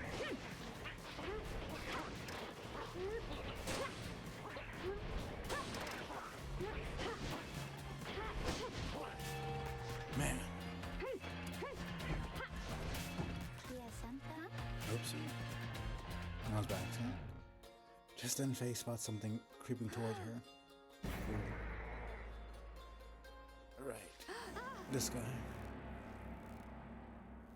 I could not get the power jump at all. Like, that flash was way too fast for me to get the timing down. The howling subsides as your fellow exiles scramble out to check on Faye. You find her in one piece, along with an unfamiliar little face.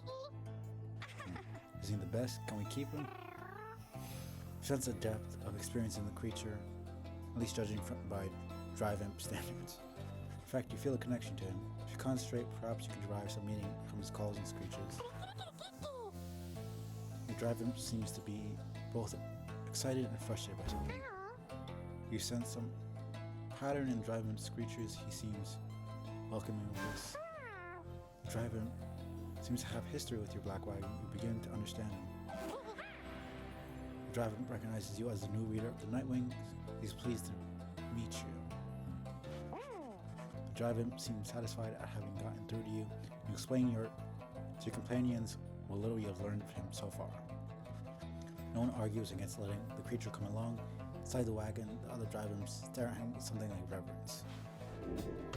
Alright.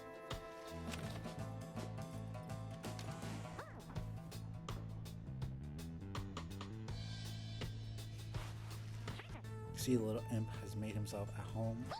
He rushes right up to you. Your new companion seems very pleased to be in the wagon. He indicates he was able to find you thanks to this form of howlers. He has no love of howlers, and they know not to mess with him either. He plans to set up a nest that should ward off any further trouble from them. He looks forward to the road ahead with everyone and believes it shall be worth it. He seems to be saying he's happy to be back where he belongs, and he urges you to keep going. Alright, he bounds off towards his brethren, settled in the wagon's rafters. I forget what's the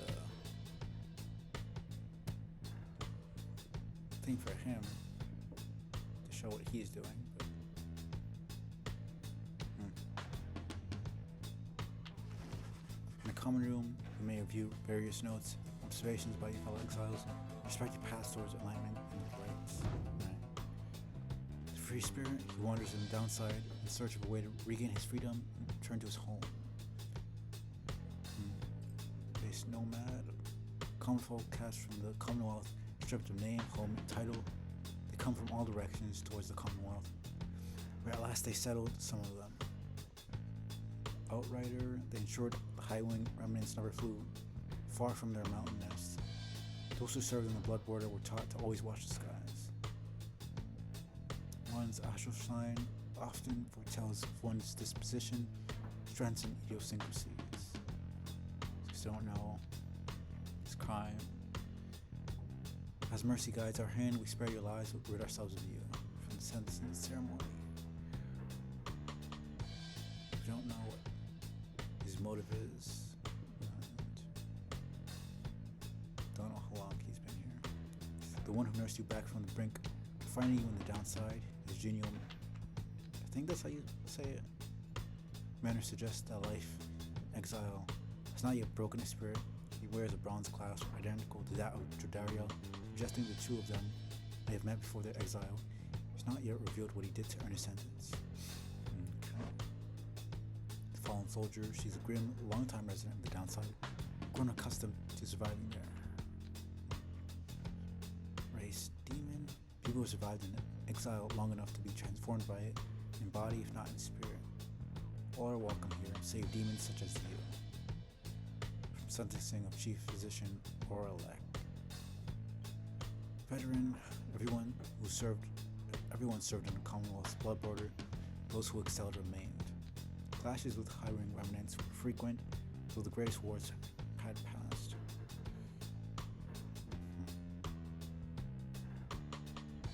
All the same stuff. She seems to be responsible for the Black Riding's security. Features suggest she has lived in exile for much longer than the others.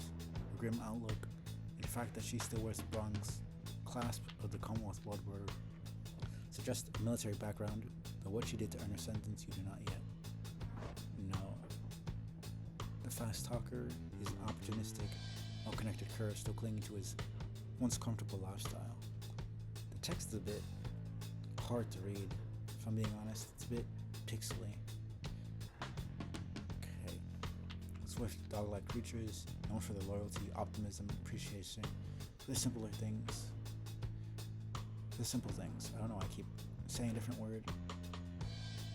The Alpha Chiefs would later say their kind went soft no sooner than they joined the Commonwealth. Trafficker, dealing with contraband for long can lead to making many strange acquaintances. Remains now the fallen empire's old and tarnished currency is still of value to some. He seems to be the most well-connected of the masked wanderers who found you know something of the land. His rather opportunistic disposition, his ostentatious clothing suggests a lucrative background in mercantile business. Still, you do not know for sure. You do not yet know for sure what he did to earn his sentence.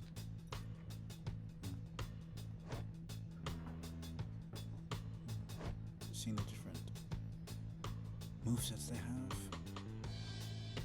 So high jump. General leap. Okay. Faithful drifter. She's a young vagabond girl, an odd manner. Yeah, pretty. Read that when you first met her. Race savage, simple folk, ostracized for their deficiencies or differences even prior to the sentencing. Also called the Moon Touch, they proved overly resistant to the principles of lawful society. The Commonwealth never did know how to handle those who did not fit neatly into its mold. It said those born under a wild moon oft lead a charmed and troubled life. He appears to be a vagabond who has wandered the downside for some time and has somehow managed to get by. Simple and sincere demeanor suggests she likely was shunned in the Commonwealth and would have been considered savage by their standards there. She seems unusually interested in the legends the eight scribes.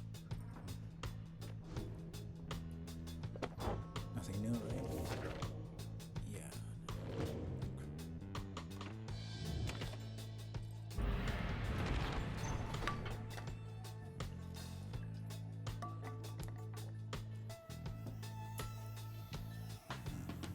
Not sure why they say, I guess just so we don't go immediately, but it's not really a choice.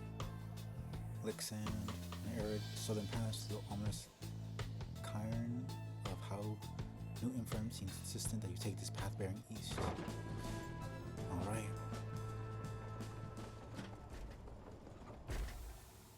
Not sure if they'll give us a shop here. Everyone orders the wagon to halt somewhere in desolate sprawl of Drumware Valley. There's someone on the road. Be careful, everyone. The figure watching the black wagon from afar approaches, arms spread wide, although a hat and cloak conceal the figure's features. Excuse me. Then the imp rushes out toward whomever it is. The imp is very riled up at the sight of whoever is approaching, although in an almost joyous way. Alright, this guy. Tiso. It's good to see you, and you found the others even faster than expected. The imp called Tiso appears very pleased. The lone minstrel turns toward the rest of you. Hello, we have not met. I know who you are, or who you must be. I returned as promptly as I could. You walked with the scribes themselves because I think maybe you have. Indeed, hello indeed. You had us worried there when you took off. Should knock him back into his slumber. She always wants to do something violent. Did not even cause you such concern. As soon as I awakened, I had to notify my client that the Nightwings have returned. The client? Hey, my client, Sandalwood. He's your point of contact, as I understand. Not find his wagon by mistake. So, what now? We'll continue down the path. That is why I'm here. When we meet my client, he shall explain. For now, you have a job to do. I assure you that I shall not interfere. I mean to accompany you. Would that be alright? Everyone and others exchange looks. Welcome back, minstrel. Got a name? I'm sometimes called Tariq. Tariq? I'm just gonna say that. I'm probably never gonna get proper pronunciation in this game, because they don't only say the names. It's a pleasure to meet you, Nightwings. The lone minstrel turns to the black wagon with your fellow exiles. Alright.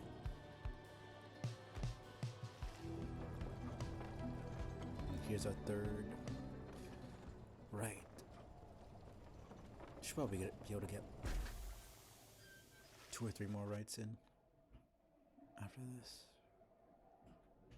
Should probably take a break though.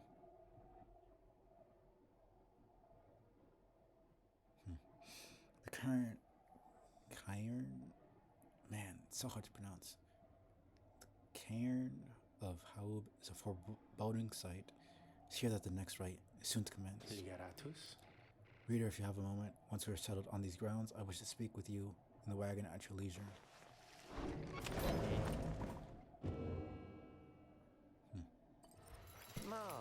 Hey guys, fancy running into you this side of the sand. So what can I do for you? What can I do you for? Ron, how'd you make it all this way ahead of us? Come on now, Mr. Greentail.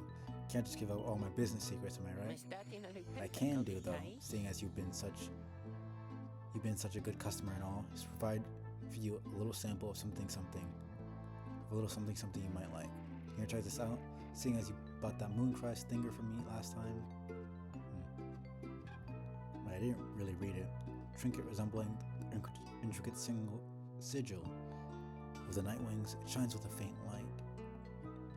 For me last time, why, I'm thinking you could use this, and I got more if you want. Right. Shimmering substance with mystical properties said to come from the heavens themselves. Appreciate it very much.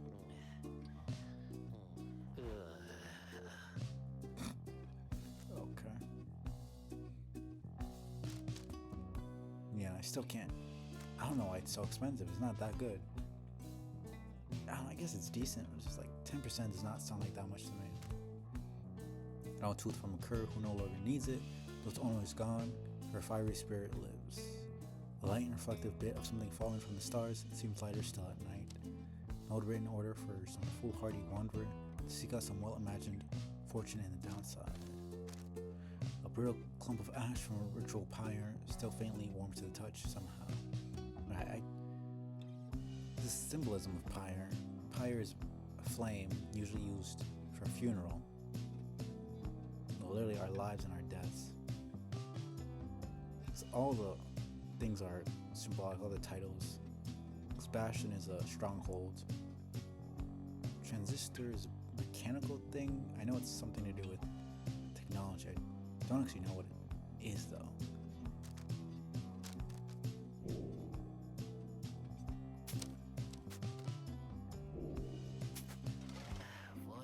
I know you gotta like that stuff, guys. It's pretty. Ooh, you know what I mean? He's kind of like the Skelly of this game, from what I can tell.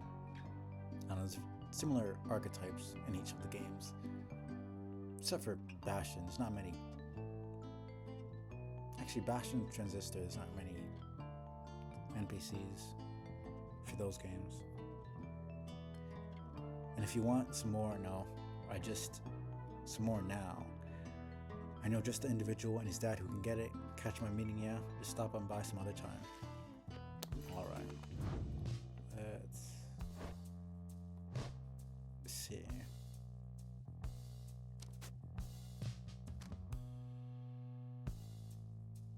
No, it's the same thing.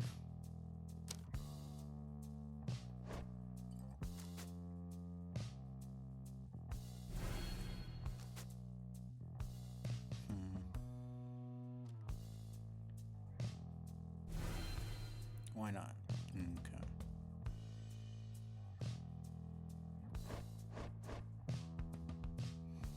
+2 quickness.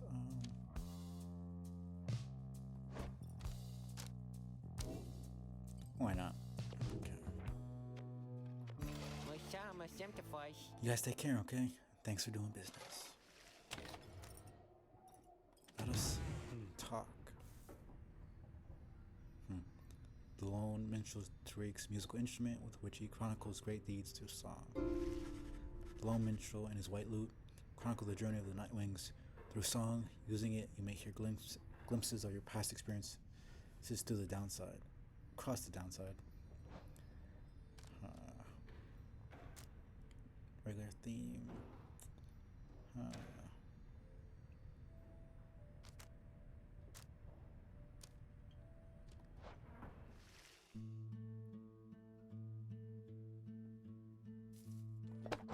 Let's read the next page. Let's see. Yep. Okay. The rope collar. I knew it was a fool's errand, but my liege would not listen. He instead insisted to pursue a certain treasure, a celestial orb, freshly falling from the heavens, in the reaches of the downside. He would be a living legend if only he could grasp it, whisper it in his ear that, okay. Kalmer, rope collar, his elder and most trusted aide. Would that I slew that man myself. His was a simple yet brilliant ruse to draw the emperor farther still from his responsibilities and towards his greed. Thus did the emperor begin an expedition into the forsaken lands. He insisted that he go himself. And that was his downfall and his redemption, I suppose. The lone minstrel seems to have situated himself in the wagon. He's very still, not unlike when he was sleeping. Reader, I should keep this brief, as you surely have a right you must conduct. You've read something of the Book of Rites, which means that you may know something of my nature. On the contrary, you know not what he means, and he soon senses this. Forgive me, for I spoke too soon. Suffice it, I have served the Nightwings for some time. Conduct the rites with glory, and you shall achieve what you seek. But I'm seeking my own freedom, and that's not really gonna happen. I think there's a way, but you have to... I'm pretty sure you're essentially just abandoning everybody, which is pretty messed up. The lone minstrel nods farewell to you and steps away. I think that's pretty much it.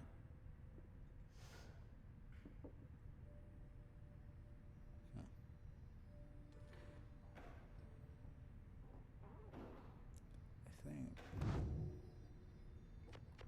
Yeah. Let's go.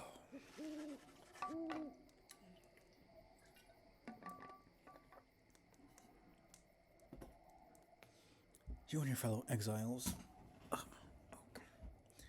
gather around the sacred site known as the Cairn of Hau, anticipating the hour that the rites are to commence again. All is quiet for a time, and then, from out of nowhere, charges in a gangly cur. She stops short and gives you a mighty sneer. The music is just so good here. That's Barker Ashpaws. He's a troublemaking cur who thrills in the defeat of the triumvirs who stand against him. Excuse me. I help his work. Just don't make eye contact. Alright, well, if you look at this lot, even got one of our own, sweating with the two-leggers, and really disgraced their mate. You realize? I'm assuming he's supposed to be like Australian or something? Just with the way they're wording this. Boy and lot. Like British. I mean, they didn't use mate though. Which is why I guessed Australian. Good to see you, Barker. You're looking well. Didn't know you knew about the rights. Oh, I know about a lot of things, my friend. For instance, I know you're going to be very, very sad after we wipe the floor with you here. Okay then. Don't know whose back you scratched and yourself a spot on the high and mighty Nightwings there. And I'm going to make sure all of you regret it, because why not? Sounds good, sounds good. The cur Barker laughs away as his pack stumbles after him. You hear them howling and cackling as the stars above begin to glow. Let's kick his ass. I don't like him.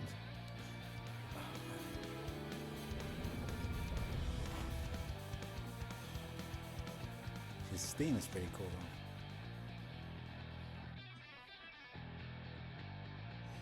Alright. Welcome, dear reader, to the splendors of the accursed cairn of Haub. Cairn. You shall find the downside grows less pleasant from this point. But first, there's a tradition to uphold. This time you stand against the dissidents. Even now they hunger to defeat you. Yeah. Perhaps not simply to regain their freedom, but to deny you yours. Alright. So interesting. There's different motives between each team. The first ones had a personal grudge against us. The next ones were just trying to gain their freedom. And these guys are just trying to deny us our freedom. I think the next are the snakes. And they're just straight up evil. Like, no denying it there. As the stars shine down upon you, the pack of curs you stand against this night continue hooting and howling. Alright, come on, you lot. Spoil some blood. Naruki pulls you aside from Rookcham. I don't know how to say this, but I can't go against these guys. Just trust me on this one, okay? Since he means it, you make a mental note to ask him about his history with Barker whenever time permits. It's alright, Rookie. We can take care of it. Begging your pardon, but if you need another to stand at your side this night, I have someone here I would recommend. Do not be coy with us, minstrel. Don the robes if you intend to stand with us. Oh, I do not mean myself. The rights are not for me. It's instead referring to the little one. Creature wearing tiny raiments appears at the lone minstrel's side. Tizo seems to be volunteering to take on your adversaries, the dissidents. Sir, the imp knows the rights. He knows a great deal. So long as the Nightwings stand together, he shall be at their side. Though you need not take my word for it. Tizo, our adversary, seems to be preoccupied. Perhaps you might quickly show our comrades what you can do. The little imp peers at you. You sense his connection to the rights as he waits your guidance. Alright, let's see how he plays. I forget. I think he can fly. Tizo seems excited to demonstrate some of his favorite tricks. Reader, influencing Tizo may take some getting used to. He's inviting you to try. Okay. Another joins your ranks, Right. and a mere imp. Although, no, it cannot be. Then we shall see what comes of this new partnership of yours. It's a bit weird. Implode. It's more of a sport character.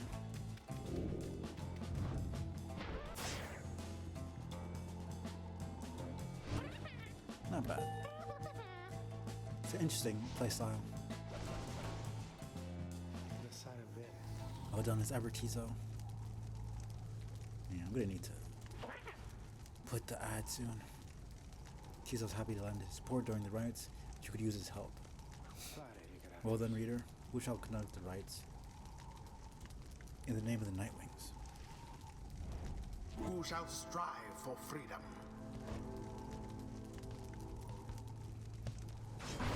Jodariel. Yeah, unwilling.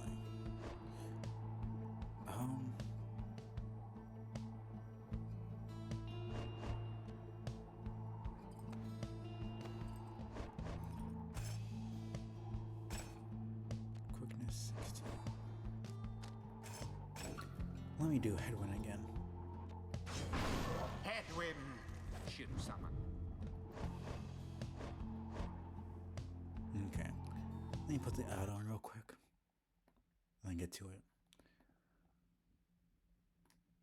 Should be able to go for another hour or two.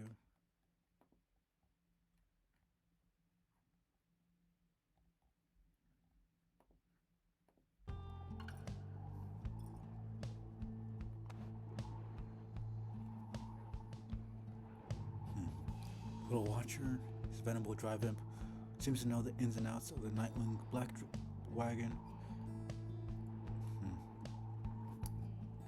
Race imp, ravenous creatures, indigenous to the downside, a scant few of which possess a higher intellect. Stand between the imp and its appetite if you wish to be eaten. Imps, specially trained to operate the intricate machinery, the wagons of the downside. They're born and raised in the downside to operate black wagons to keep other fauna well in check.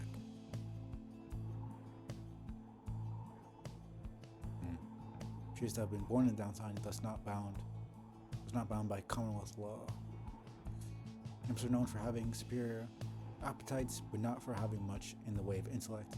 This particular imp defies all such common understanding and seems to be deeply connected to the black wagon of the Nightwings and perhaps the rites themselves. You and he quickly formed an understanding. 19 hope. I think he has the most hope out of. Oh, no.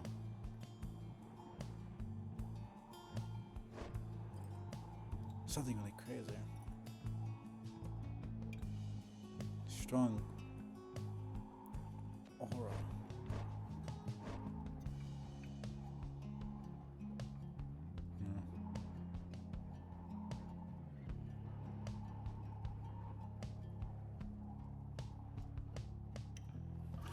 Okay, yeah. Tizo. Why not? Let's test it Very out. well. Everyone ready? Show those curves what we're made of. Time's up, you swell.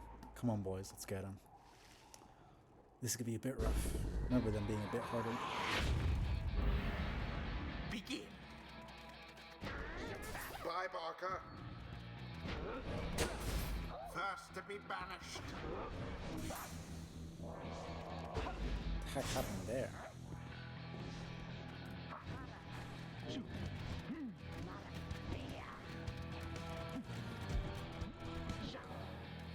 A nearly negligible effort. That was kind of close. Zap. What is going on here? How are they getting hit? I'm kind of confused.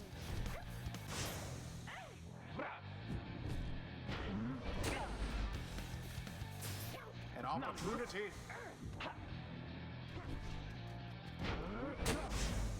Okay.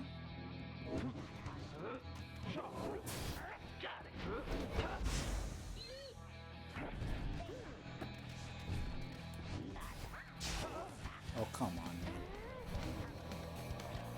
Another banishment.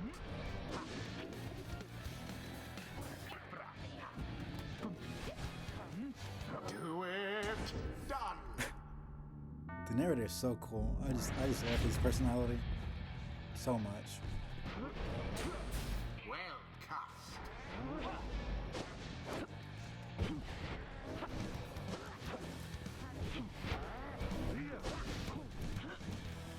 Now,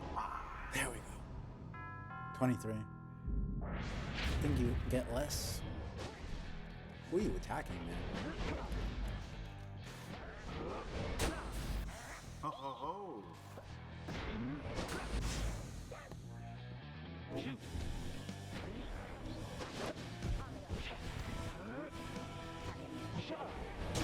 Jodariel's aim was true. Yeah, no. You need to get the full strength in with the throw to get full damage. Alright, you learn. That does it. No more fussing around, right? My boys and me were proper angry now.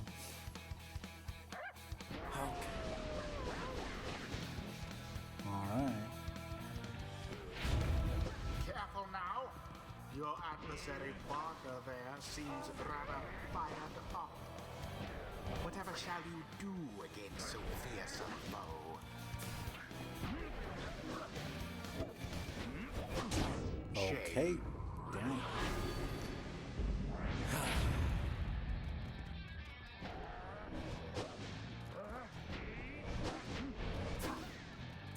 None left unscathed. All of the dissidents gone. The orb flies true. Not bad. It's getting a bit harder. Now end the ceremony. Goodbye, Jodariel. No, you don't. Come on, man. Unfortunate. So fast. I need to get.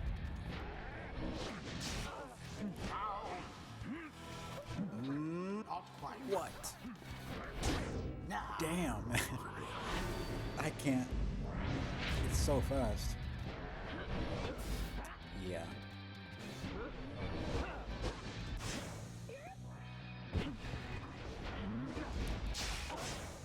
Alas for Jodariel. No, you don't. Banished all of them. Come on.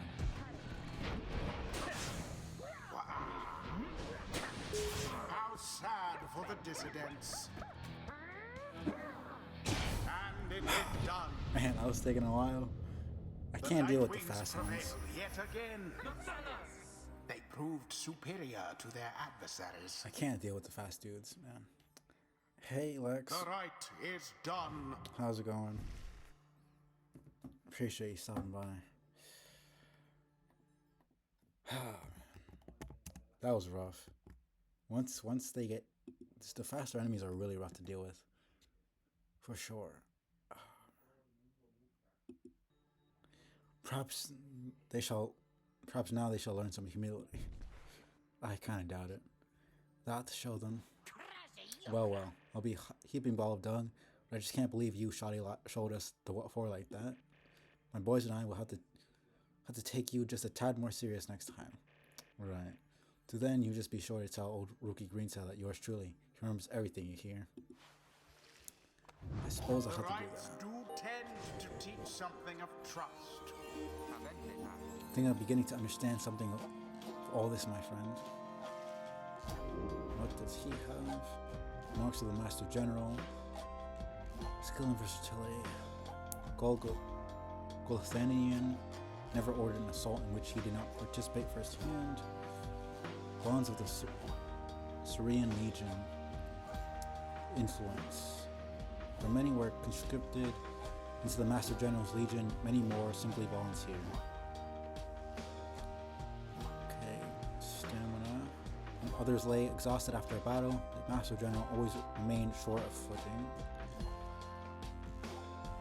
It's not bad. That's definitely useful. I need to remember the power cast. I haven't been using that much. A single stroke from the Master General was enough to bring down even the most imposing of opponents. That's very useful. Golthanian avoided lethal force whenever possible and learned to subdue his adversaries through other means. That's really good actually. The Master General and his legion prevailed in many battles that appeared quite hopeless. 50% of the damage done. He does up to 20 damage, so it'll only be 10 health back, but that's still really good. The warriors of the Syrian Legion fought tirelessly against countless enemies. I haven't really been using proper teamwork. I only really go out with one person, but this is a team sport, so I need to get better at using everything properly. It's just kind of complicated. Master General's Legion specializes in falling on his enemies without warning under the dark of night. Okay, that's his skill set is really good. Holy shit! Even in the direst circumstances, the Master General's Legion never once broke ranks. That's pretty good. Those who faced Golathanian and his legionnaires would anticipate the inevitable outcome. The Master General reveals his stratagem. A flash of inspiration for next time. Enlightenment seldom avails itself to simple imps. These all feel solemn respect for the rights and all their myriad complexities. Secrets of the Accursed Imp. The diminutive imps of the downside turned out to be much more resilient than they first appeared. Flights of the Swallow. Without the aid of Haub the Swallow, the fallen Emperor Soliamur would have never survived. The Cursed Imp survived the downside off by remaining well hidden from its many natural dangers. Haub knew every hidden pathway and escape in all the Jomor Valley and flagging hands as well. Still don't know how to pronounce that. The greater titans grew to fear him after news of the demise of Shaq's 6 shoulders spread across the land. If you are truly cursed, friend Imp, then may I thusly be with all your qualities.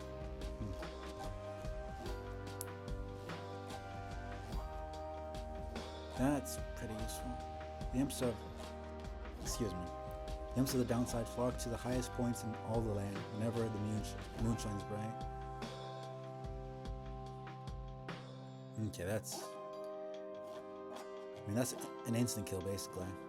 There are none who would dare lay hands on any imp in anger, lest they inherit the curse of Haub the Swallow.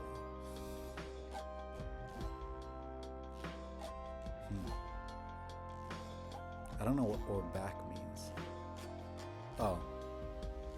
So you turn back and forth. Okay, that's what that means. Cursed Imp Haub was thought to be the first of his kind to exhibit signs of higher intellect.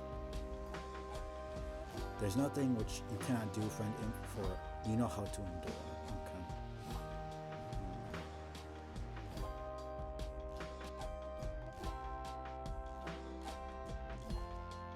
That's just an instant teleport. Should be really good. I think I'll just get speed. The influence of the imp scribe until the stars. Splendid was your guidance of the Nightwing's Reader. Your fellows are fortunate to have found one such as you. May you find the freedom that you seek. Okay. Not bad.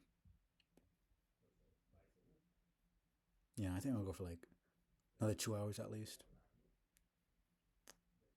Probably take a break here. Get some more water. After defeating the dissidents in the right, you return to the wagon to recover from the night's ordeal, figure out how best to proceed. Triumvirate of anarchists who conduct the rites for sheer thrill. You alright, rookie? Think so, chum. I just needed a little time. Didn't count on Barker being caught up in all this. Don't owe him your conscience. You sort out things with him. You always do. Do not wish to interrupt. The dark of night is waning. Reader, would you join us outside, please? Let us see. You find Jodariel and the lone minstrel gazing into the sky above the valley, which is beginning to grow pale. Alright. Let's see. So we're going around kind of in a circle. We're like here. We went around came back. Now we're going further. Melith, the bog star. Yeah, this is the snakes. Okay, they were kind of annoying, actually. I think they were the first challenge. First proper challenge, where I think I might have lost to them, either the first time or the second time. The bog star burns bright over a fetid cavern in flagging hands. Alright.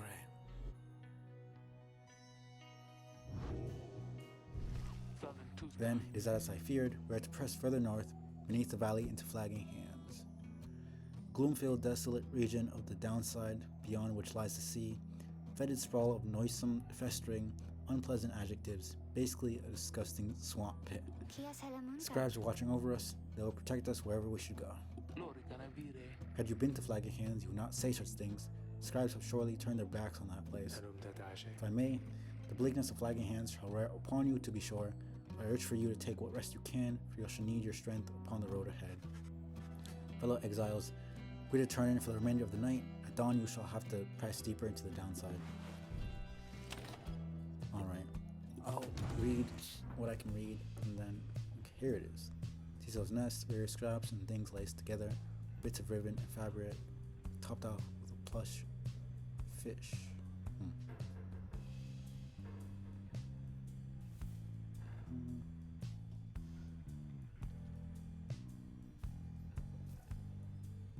Okay. Stop.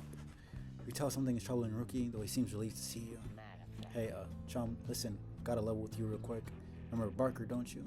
Not exactly easy to forget, though believe you me, I try. Well, he's got me by the scruff.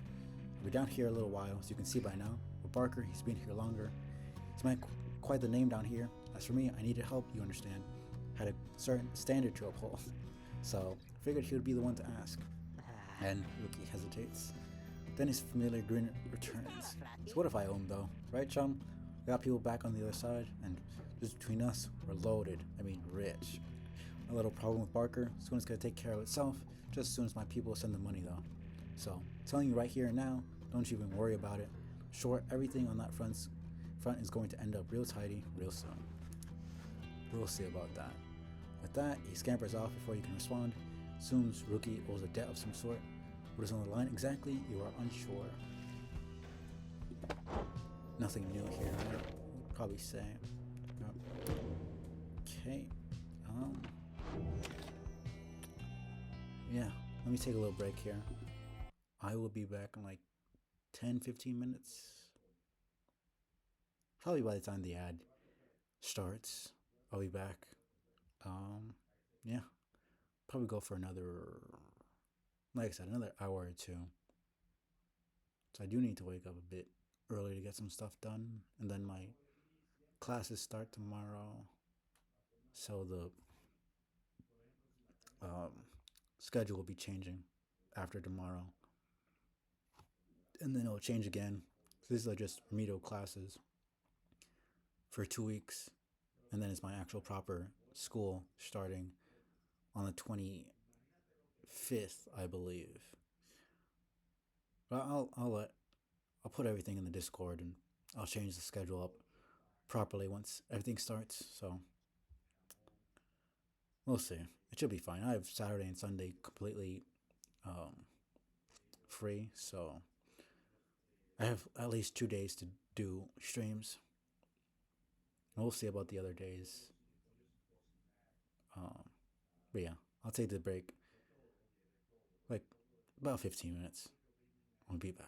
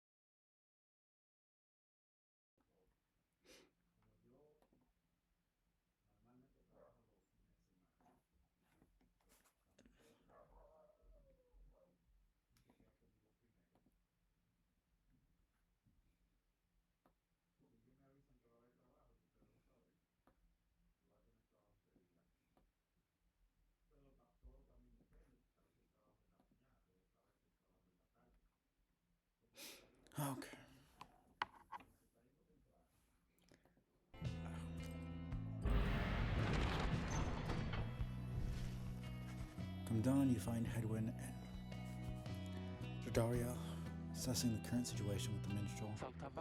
You're most certain? Nay, madam. I make no claim the journey shall be pleasant. It is necessary. Hedwyn motions to you as they continue talking. Seems you'll have some work to do once we arrive in Flagging Hands. So let's get going as soon as you're ready. Sooner we get there, sooner we can leave.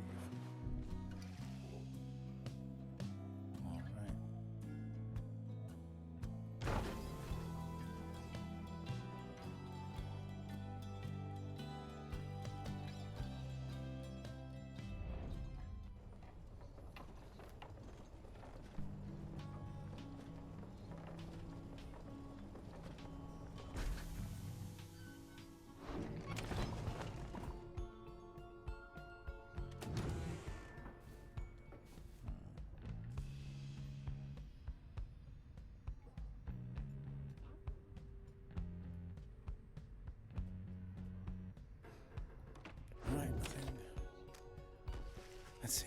Flagging Hands region proves that Zismo, as Dodario indicated, the air is thick and foul. How far to the pit of beneath? I think that's how you pronounce it. According to the stars, the next rite shall soon commence there. A fetid den in which the witch Melith sealed the physical form of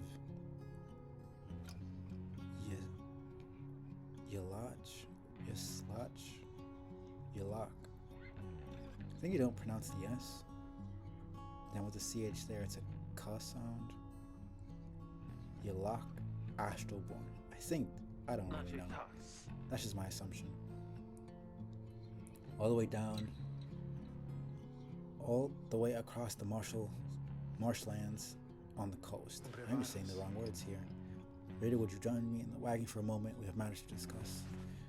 Daria and Hedwyn exchange looks, then she turns to you. Go see what he wants. Okay, it's this now. Thank you for your time, reader. I have something for you on behalf of my client. Before you is an artifact called the Beyonder Crystal. Should the reader manage in your eyes, present the crystal only then. Right. Observe a shimmering crystal of some sort beside the Book of Rites.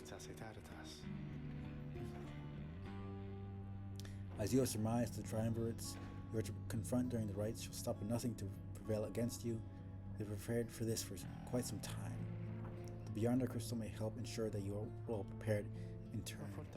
It is research now at your disposal to be used at your discretion. Gaze upon it and you shall see what I mean.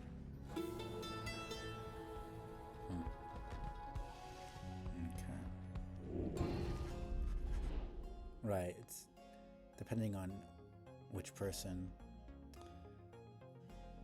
the practice stuff, like you need a certain level of experience to be able to do it, if I remember correctly. Look upon the shimmering surface of the Beyonder Crystal. Some of your senses fail, though you retain a hold over your consciousness.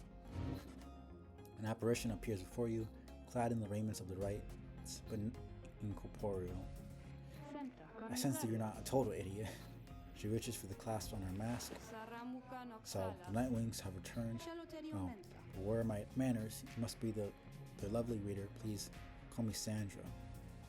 She's a wraith, Sandra the Unseen, expelled for eternity within the Beyonder Crystal and bound to serve the rites. We met briefly before when you first beheld the book and you were stuck inside of it. I was among the phantoms, your companions banished there, no doubt stroking their egos. You listened well enough to that damned voice. Now I suggest you listen well to me. I am bound in servitude to you, along with any idiots whose freedoms happen to be intertwined with yours. I know the rights better than anyone. I soon can whip you into shape if you but take advantage of my services. First, I offer scribe trials to those friends of yours. If they can pass, it shall be worth their while and yours. Secondly, my Beyonders, spectral triumvirate banished for eternity, trapped within the rites. And my Beyonders and I avail ourselves for practice rites should you be so inclined. You could always come and chat and briefly free me from an eternity of boredom.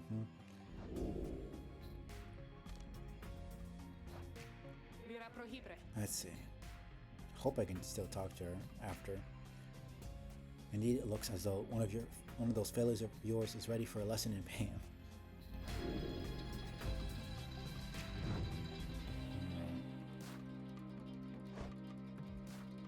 Higher rank, okay, so interesting, even though she's the highest rank. Interesting that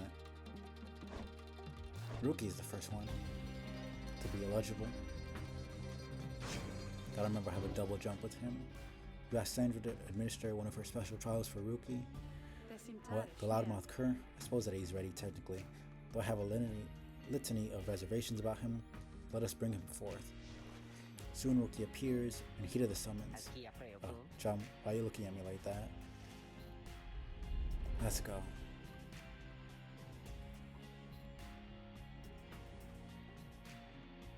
Not sure if I'll be able to get this done before the ad starts. I can always just pause it, I suppose. Alright, what's the big idea, huh? Just gonna trick your playing chum? The apparition Sandra then appears and unfastening her mask. Shut your snout and listen well, Cur. You answer to me here. What? Your mouth runs quicker than those stubby little paws. You have much to learn if you have any intent to prevail in the rights. Let's see how you fare without the benefit of your trusty comrades, save for your lovely reader. Guess it's you and me then, huh, chum? Wherever you are. Alright. Fast versus slow.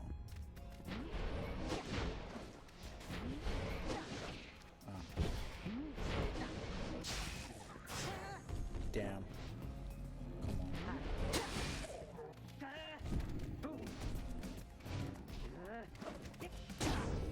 on. Okay. Might be able to do this. A bit more.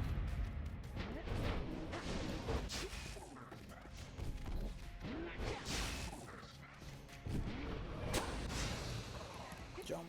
Okay.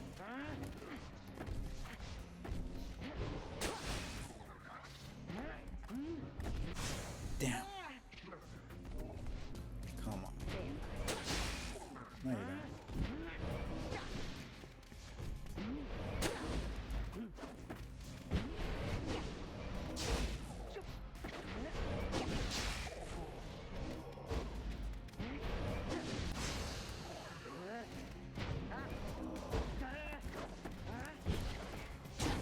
Okay, come on. I just need 2 more. Fuck. No, you don't.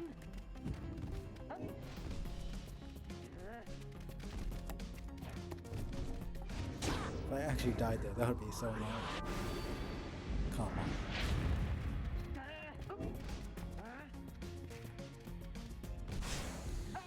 Damn it. Come on, man.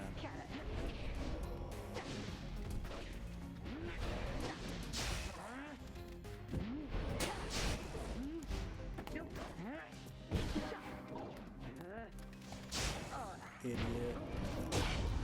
There we go.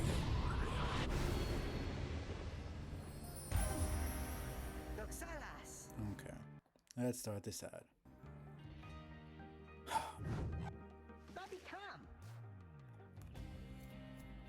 That was really close. This is how we do it, right, chum? It is, and you acknowledge, likewise, that you do not do it on your own, despite having to face my demon friends all by yourself. Pass my test, Cur. Congratulations are in order, both to you and to your lovely reader. Now for a while. Not bad.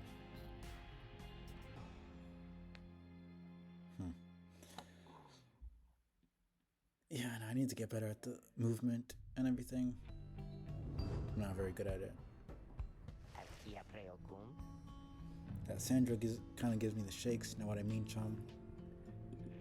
Hey, what's that you got?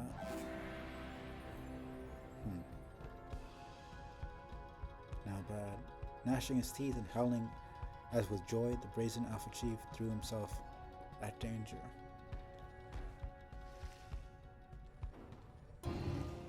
You're certainly persistent, reader.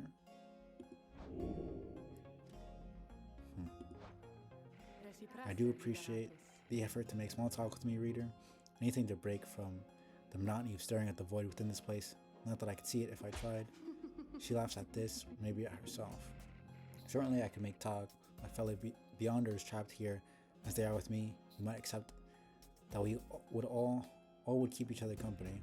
There's just one problem there, however. We're all sick of one another. She laughs again, perhaps not at her joke, instead at her predicament.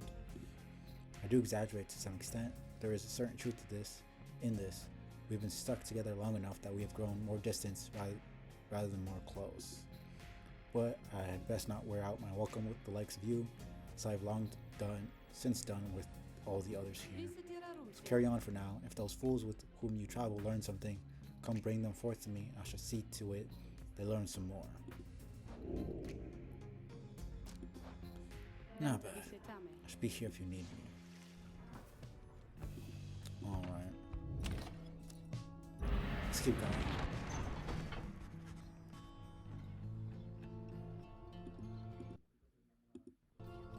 I find everyone is feeling rather miserable. You sense just being in flagging hands eats away at one's spirit. Only the imp Tizo seems unaffected. Yeah, sounds about right. Moment, reader. There are several courses you may take through flagging hands. If you choose to prolong your stay, it may be worth your while. However, your companion spirits shall likely suffer more. Alright. Let's see. The north route through flagging hands crosses a mass grave. Valuable item. Take a jog. Straight to the middle. Less hope lost. South route. Disease in wilted plains. Prove a talisman if you take a job here. Valuable item. I don't know about that. Whatever. Let's try to get as much as possible. If we're gonna be here anyways. South route through flagging hands is bleakness and decay. No one speaks. You sense despair encroaching on the minds of your companions. Only Tizo seems unaffected. Later, you accompany the lone minstrel in pursuit of what you came to find. The bog dwellers of flagging hands are some of the only creatures that can stand it here, and even they, just barely. This particular region is the agricultural heart of the area, but as you can see, there's little left to harvest. Perhaps though you can help them plant a stronger crop. The lone minstrel leads you to a sad little patch of mud. He leans down and speaks into the earth. Hail, O bog dweller. I have brought to you a reader. Please tell him what you need. Some sort of creature shambles forth. With broken hands, it points you to a collection of foul seeds and simple garden tools. Is the work familiar to you? To your surprise, the soil is rich and fertile. Fertile? I don't know which one actually. Grains and other crops could grow. The planting jobs prove simple enough. It's almost a relief from all your travels. There's a modest effort on your part, yet the bog dweller seems elated. As much can be said of such a creature. It insists on paying you for your assistance. Not bad. Okay, so we got -2 hope, which means we're gonna be exiled for a lot longer. Banished. That's what it is. Banished. I was trying to remember the actual term they used. Could be banished for a lot longer. By the time you reach the pit of Melith, everyone besides the Tizo seems to be feeling even worse than before. You sense the desire to leave this place as soon as possible. Damn. -3 hope. Okay. We're gonna be somewhere. Hey you guys, you know, this place, a lot of folks, not a lot of customers, know what I mean? So have a look around. 40, 60, 2 presents, 2 hope. 19.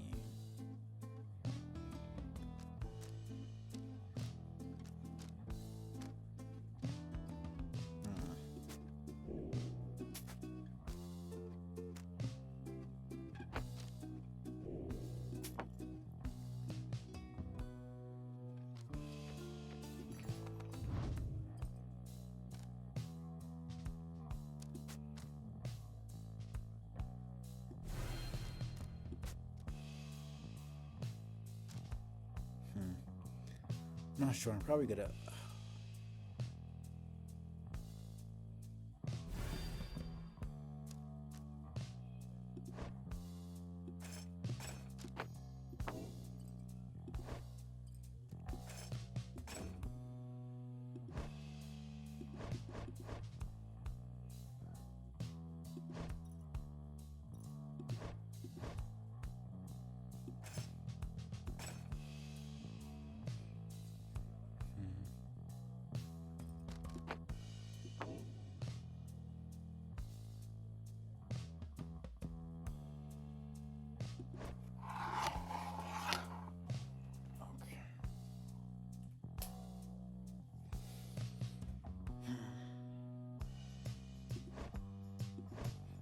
Probably be Rookie.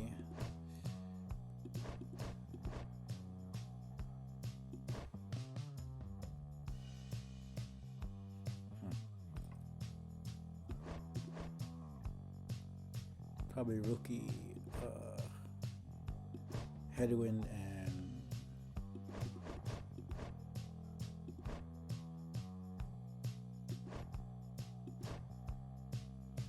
Faye, probably. Not really sure.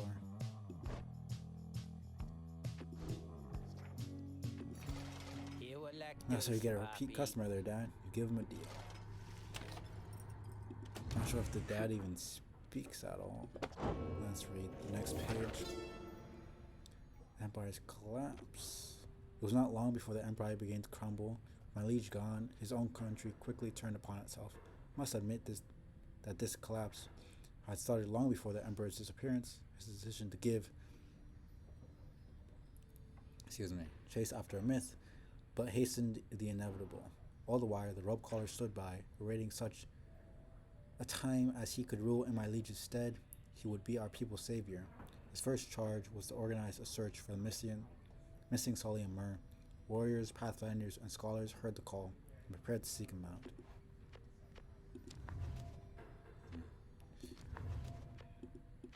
Alright, see what she wants.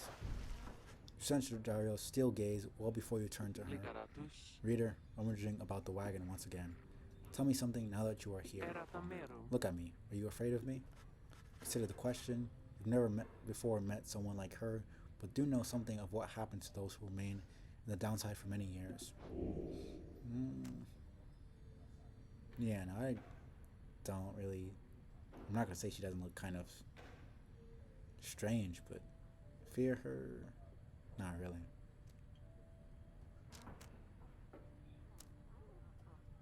I mean, I'm literally the only thing that could help her, so why would she have any reason to hurt me?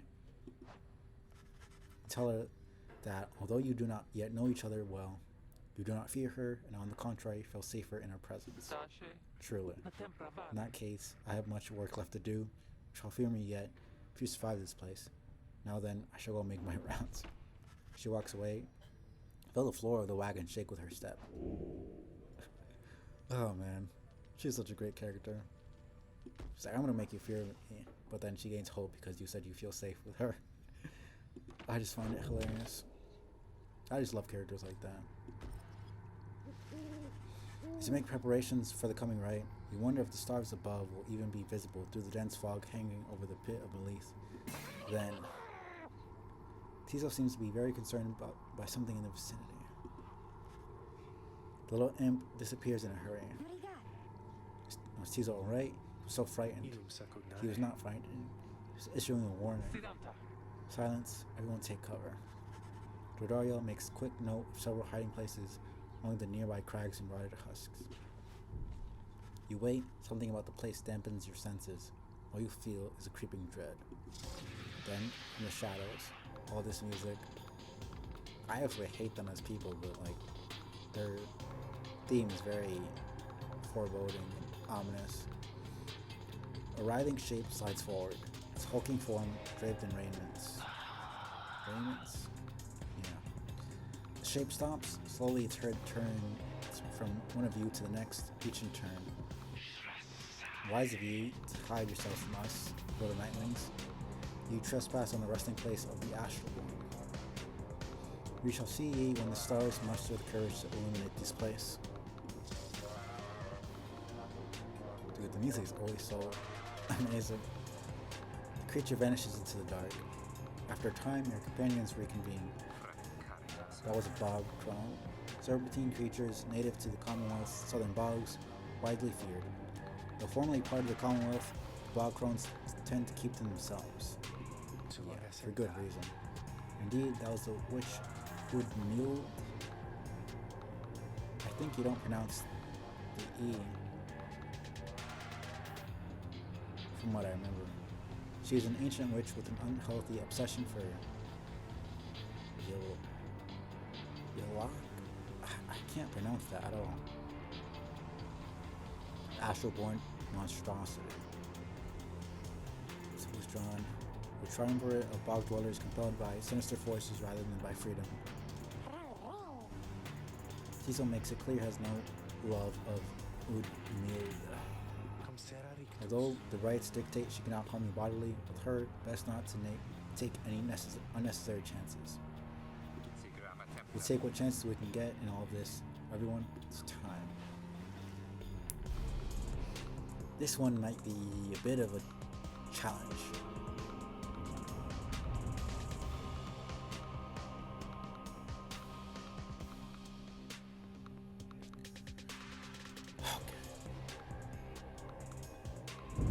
Why, you made it, reader. Yes. Made it all the way to the detestable pit of Melith. In doing so, of course, you have disturbed your ancient adversaries, the Withdrawn. Let's see. The deranged witch who leads them has big plans in store, should she prevail in all this. Now, as Yeah. you know, I normally would wish you a shameful defeat. But in this case, I wish you a little bit of luck. I really want to know who this guy is, because he has to be someone important. Imagine he's like one of the scribes or something. I don't know. I'm sure they either say it or there's a lot of theories. I'm not sure. The crone. I really want to know how to pronounce this. 'Cause usually names like this, if they have the E like that, it's usually silent. Woodmilda. I don't know. Sees your companions gathered by their pyre, little flame that shall never warm ye here, much less survive the night. Hirus, Islach, Yilak. I have no clue, honestly. Make the Nightwing suffer. Ricky trots forwards from your rank. Listen here, you old bag. Don't scare us. Don't scare any of us one bit. You or your buddy Yilak. I'm just saying it like that. I don't know. Now we're doing this or what? The question hangs in the air for longer than is comfortable. It does seem to have drawn Mild's attention, however. Rookie begins to squirm a bit. Then Udmild moves her slender fingers to her mask. Goodness gracious. I forgot how gross she looks. Foolish. Yilak shall grow. Yilak shall grow. Yilak shall grow. He shall consume ye ere your little flame has died. That we shall ensure. Udmild slides off toward her followers. Rookie remains motionless for a time. Whoops. Shouldn't have done that. Oh, right, I forget. These guys leave a Who shall trail. conduct the rites? Edwin. Rookie.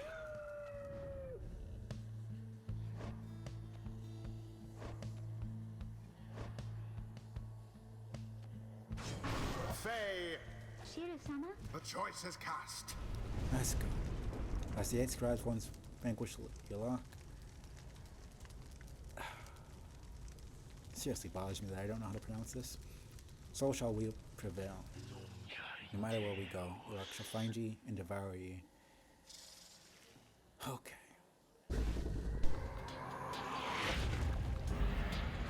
Now begin.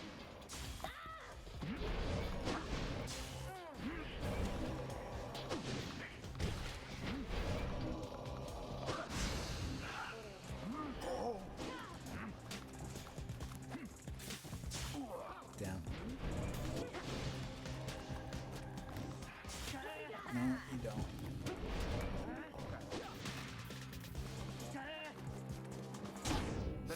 are the first to strike.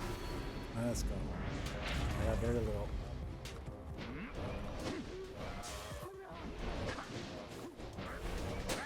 There we go. Okay. Fear not the purified blade.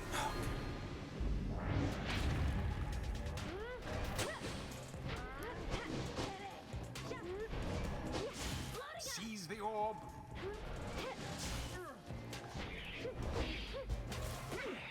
Okay.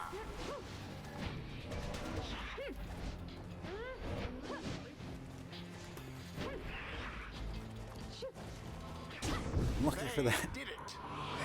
delay, because I was gonna run right into it.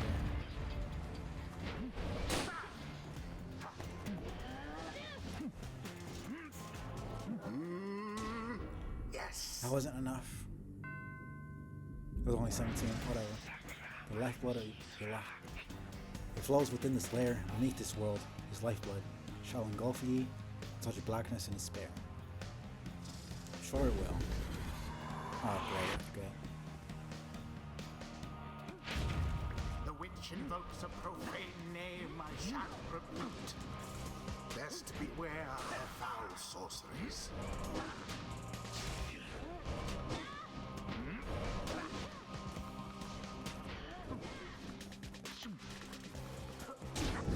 Edwin doused the adversary's flames. Okay. No more than a lick of flame remains. There. Damn.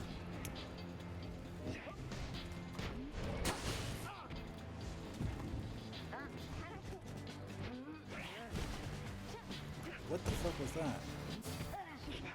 It stopped moving for some reason.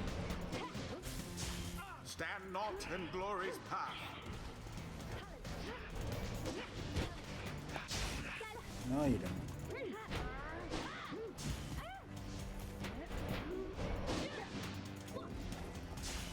No. Oh, come on.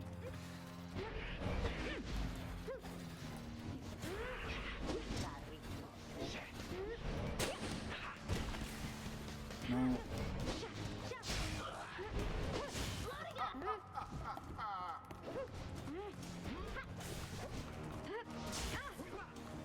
Oh, come on. You left yourselves wide open. Very bad at controlling the characters. What happened there?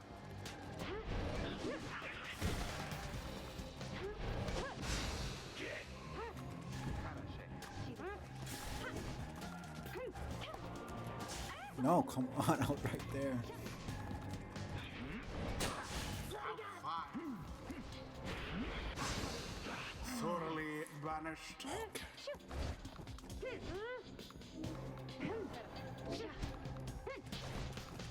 Oh, come on. Are you serious? One triumvirate stands unopposed. And it is done. That was so bad. The Nightwings once again prevail. 'Twas a glorious performance, that was I horrible. must say. Man. The ceremony is complete. Nice work, everyone. Never thought I had to stand against a bog dweller. Need to get a lot better. See, those bog dwellers, they're just a bunch of hissy talk. Scribes, they vanquished Yelak, just as we prevail tonight. Yislak. Okay. At least you said it. So I was right on the last part, but not on the first part. I thought the S was silent. Yislak. Okay. We failed thee, and the deed shall be repaid in blood. As for ye fools, man, the voice acting. I don't know what's with like languages that don't really exist. There's something appealing about it, the way they sound. You shall be consumed, and everything around thee, from the soil to the stars, you shall see. Really creepy. Boundless are the teachings of the scribes.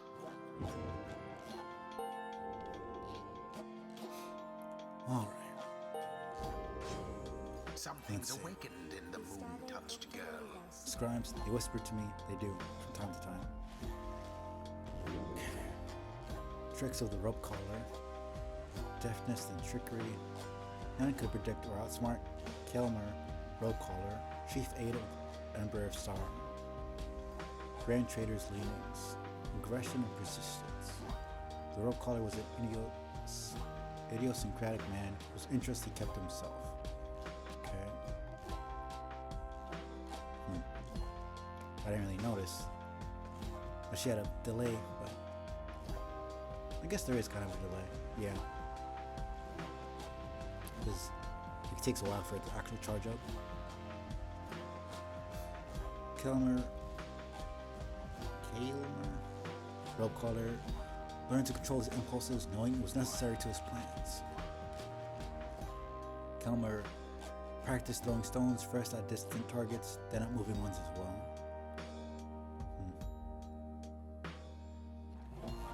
I haven't really been doing saluting as much as I should. Whenever an opportunity arose for the Empire to gain its riches, the rope collar seized upon it quickly. That is very useful. Fear not, for I shall find our liege and return him safely in the orb as well. I just realized the orb is supposed to symbolize the celestial orb that he was looking for. That just kind of clicked in my mind right now.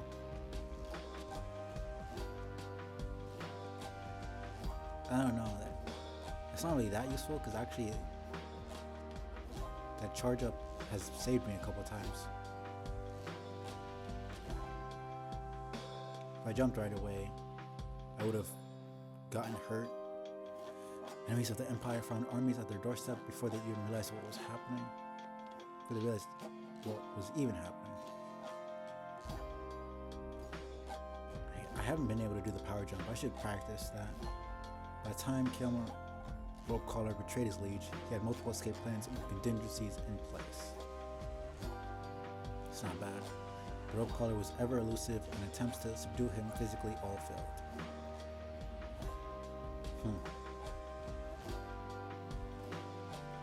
You shall conquer that river and much more, my lord.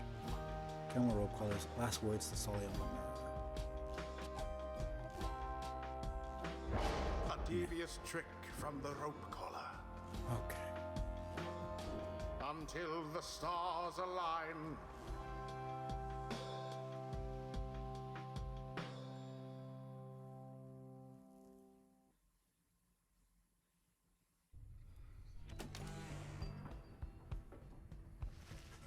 Having overcame the withdrawn, rather decisively, you and the others have some moments to recover from the ordeal in the relative safety of the Black Wagon.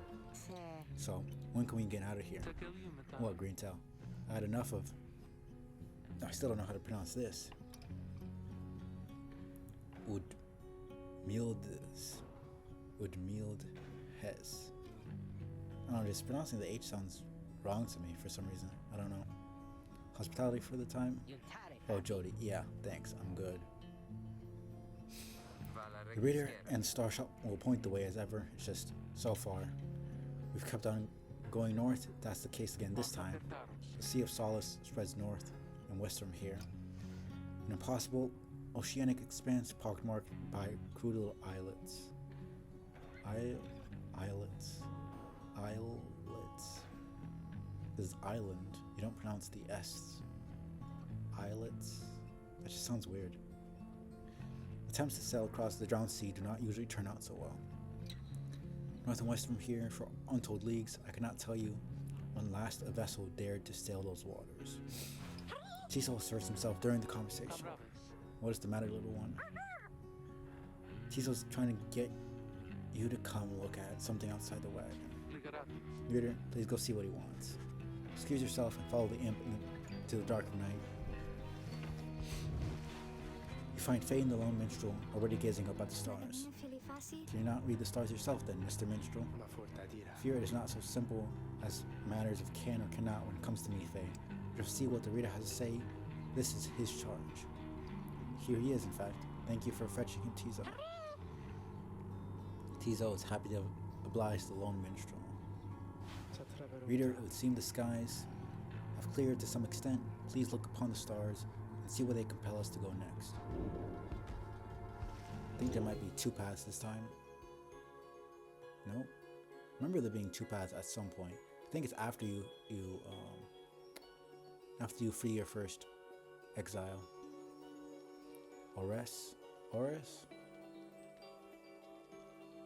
I'm kind of compelled to say it like Ares. Ores? The Zur Star. The Zur Star burns bright over the ruins of a lost frigate in the Sea of Solace.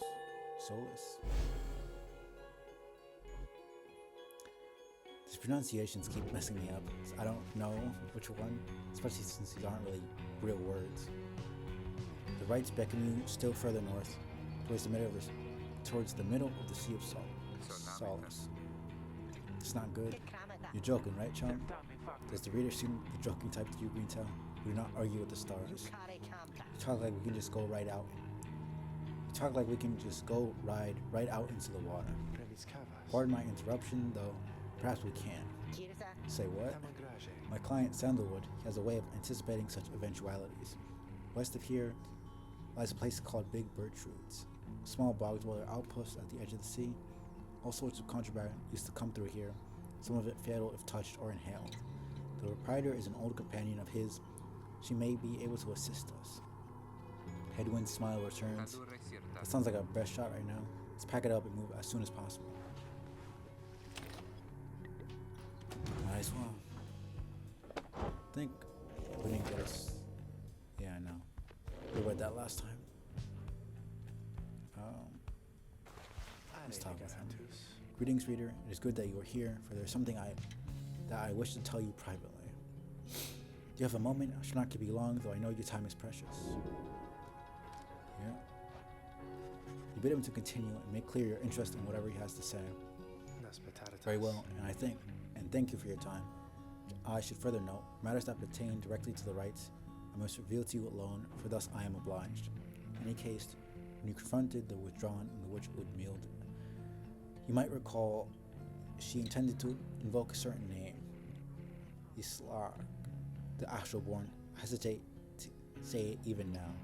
You would be forgiven if you took the ravings of Udmild for mere nonsense. However, her words, as it turns out, ring with a certain truth. Before the union of the 8 scribes, when first they found themselves here in the downside, this land was even less hospitable, if that can be believed. It was ruled over by the greater titans, colossal monsters that once roamed the downside. The scribes together slew them one by one, and through this forged their bonds. The one called Yislak was the eldest and most fearsome of the lot. Just the same, the scribes managed to defeat it, yet they used Yislak's own hide and ichor to bind the Book of Rights. However, Yislak did not truly die, for by some accounts, it seems to be incapable of death. The creature is regenerating even now, though very, very slowly. Its vow is to devour this land and everything in it. Only then can it return unto whatever plane that banished it to ours. So, in a way, it is an exile, just like you. If ever should the creature be reborn, it shall be many ages hence. Thus, the ravings of Udmild are more or less inconsequential for the while. Yet, the history of Yislak is inexorably linked to the rites, and therefore must be known. I trust your research of the book shall lead you to discover more in time. I hope all this is of some reassurance. And now I leave you to your more immediate concerns. I should go check to see how everyone is faring at this time. Sometimes I just pause in the middle of reading and I have like a fucking brain fart or something. Like the words just don't ring in my head for some reason. I don't know. He heads out into the evening, bidding you a good rest of the evening. That seems like a weird sentence structure to me. I don't know. Wanted to do some practice.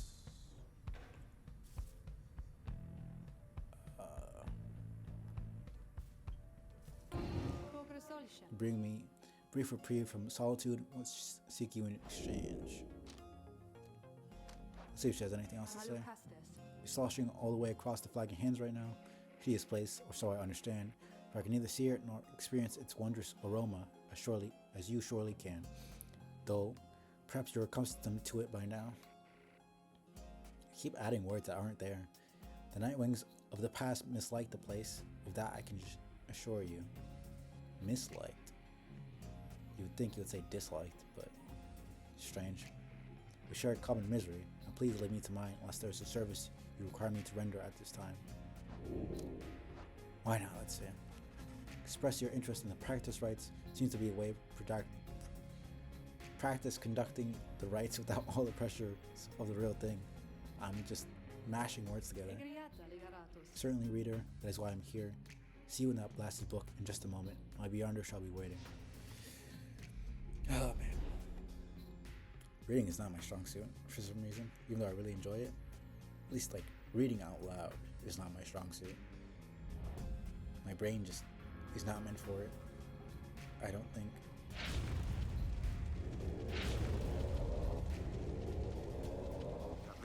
This place, so we're back. Look there, our host approaches. Sandra appears and looks upon your fellow exiles. Welcome to the practice rites. Thanks, great to be back. Love the decor, honest. Silence, Kerr. You're fortunate your reader summoned you again. You could use a little discipline. Now come forth, let us see how capable you are. In the practice rites, no enlightenment is rewarded. You may train here with your fellow exiles as much as you wish. Oppress, escape, return to the wagon at any time. Let's run the ad. Doesn't matter, this is just practice. I'm gonna keep practicing for a little bit. Let's run the ad. This is perfect, actually. Okay. Let's practice with and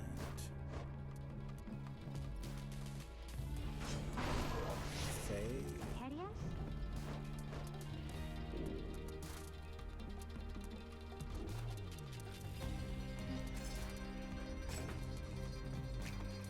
I guess. If you're ready, then Nightwings, grasp the orb, and we shall train with you. All right.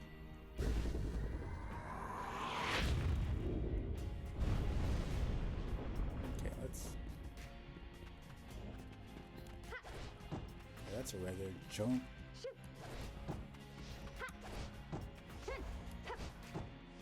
So I'm not seeing the flash. Okay, there it is.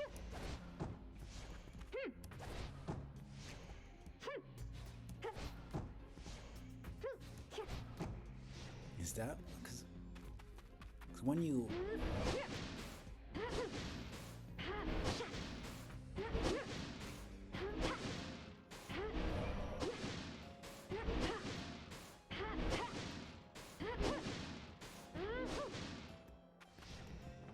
let me choose the one because that's a regular cast for her.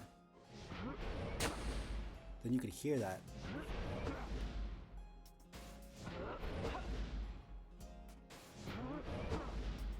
It's a lot more of a delay here.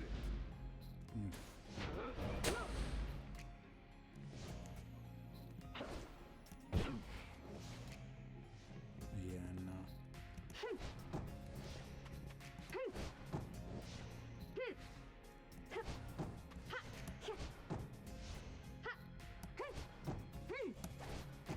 Okay, I think that was it. Yeah, you can kind of hear different sound.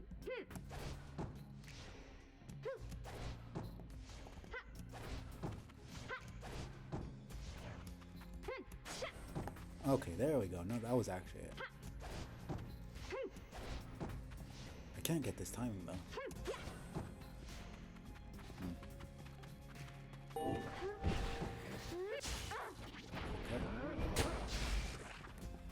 Okay.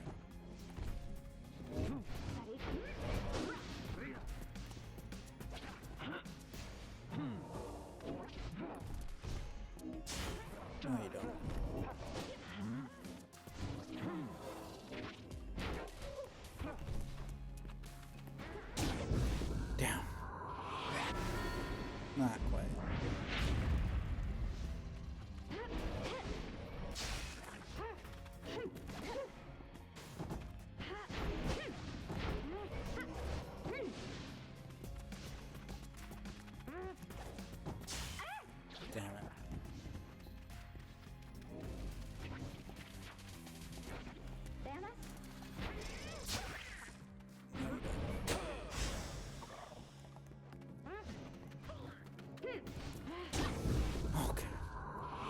useful in this one.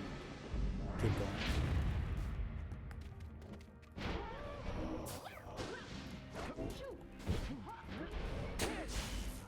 Thank you.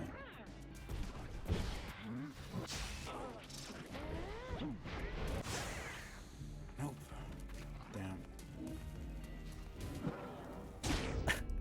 Waited until the last second just to be an asshole. Of course.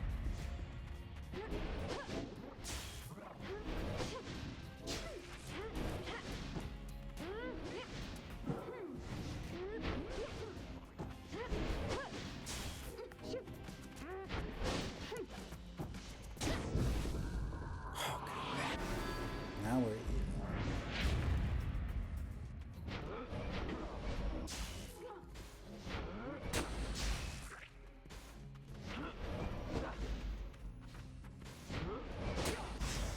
And I'm dead. Yep.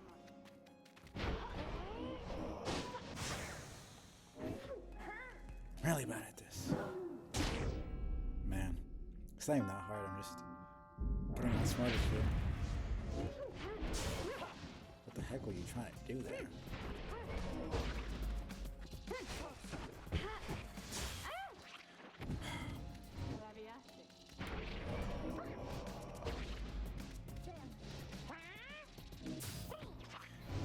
Okay.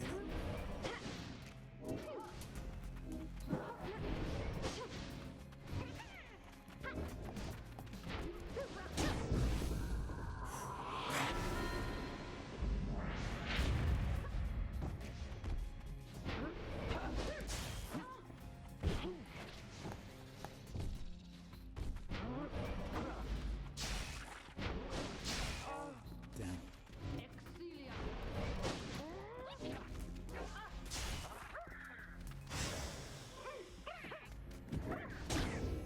Okay. He's a lot faster now for sure.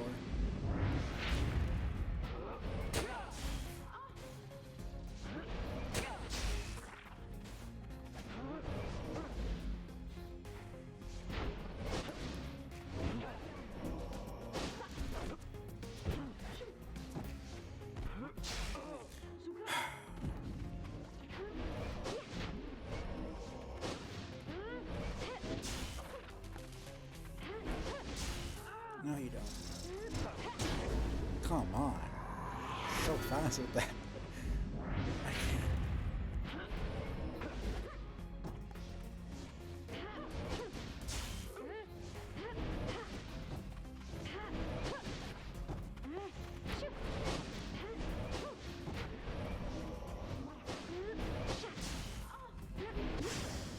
No.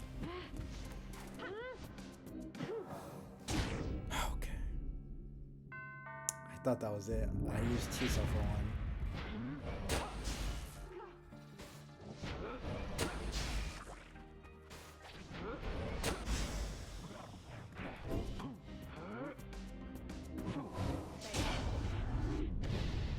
Damn. Killed me as I made the last shot. Okay. Not bad. Horrible in my actual gameplay, but it wasn't really that difficult. All in all. Just mostly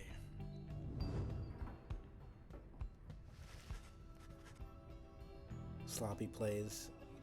Vision returns as the effects of the Beyond the Crystal dissipate. Time seems to have stood still while you experience the vision. Not bad.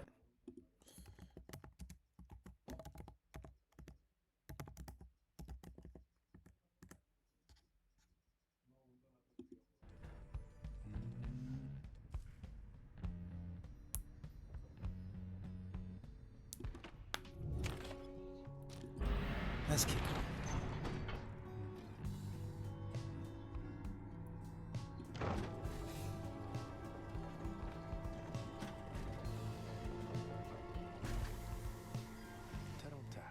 This is the place. Let's go see my client's companion as soon as you're ready.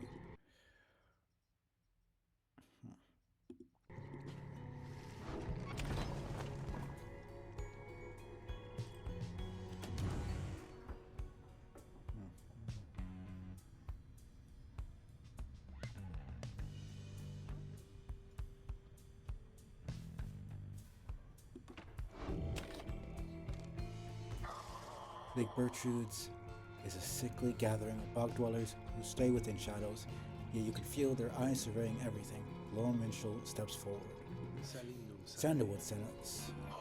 Those words are enough to make the bog dwellers snap to attention. They emerge from the mud and dark, and begin inspecting your black wagon with their strange tools. One of the bog dwellers slithers forth. She's larger than the rest, and leaves no doubt that she commands the others. Thou speakest the name Sandalwood. We would know his whereabouts. Reveal them to us. Good day to you, Big Bertrude. She's a bog dweller once feared and respected in the Commonwealth for her sorceress work. It's a pleasure to meet you at last, for Sandalwood always spoke highly of you and your handiwork. He did he? In turn, we know who thou must be. Yet thou speakest of the past. Sandalwood doth he yet live? Speak plain and quickly. This old English way of speaking is it's a handful.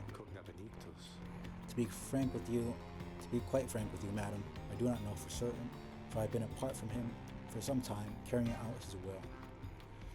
Though I have every faith that Sandalwood lives. I keep adding words that technically work, but they're not there, so I don't know why I keep putting them in there. As for his current whereabouts, I understand that he awaits us somewhere near Wakingwood, beyond the waters. A labyrinth of a forest on the western half of Black Basin, if you know the way around in it. The path to the sacred Mount Lodiel lies far beyond these suffocating woods. We wish to seek him there, though as you can see, our wagon is ill-suited for the task.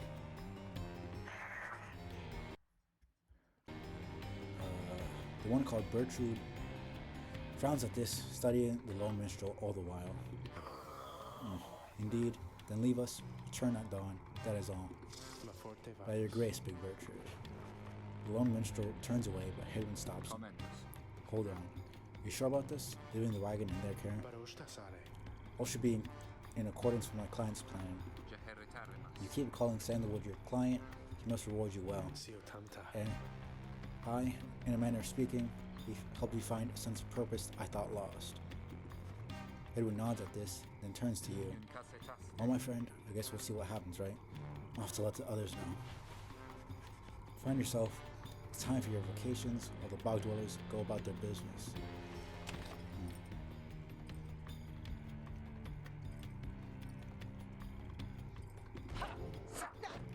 Let me mentor Edwin, maybe?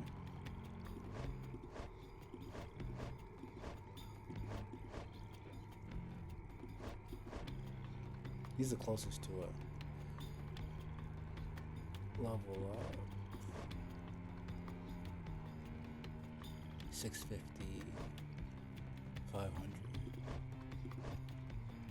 Yeah.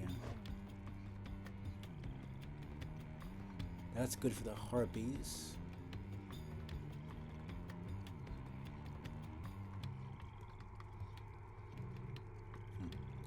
Yeah, why not? Sure thing, friend. I appreciate the offer. Where to begin? Excuse me. You sit down with Hedwin, go over some of the subtler aspects of the rites, such as the state of banishment, how to return from it. You sense he is beginning to understand. Nice. Okay. I used to think the scribes were just the stuff of stories. All of this is really their doing, isn't it?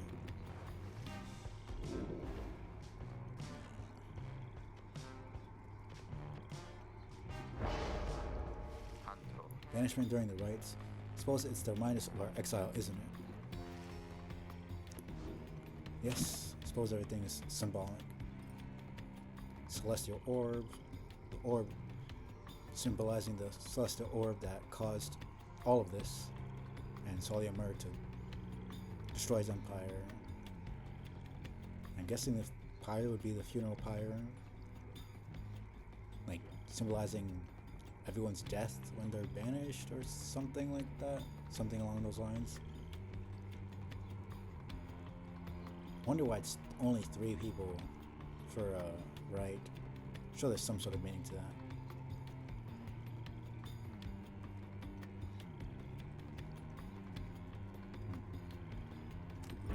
Let's keep going. The lone minstrel finds you early the next day. Reader, it is ready. Please come have a look.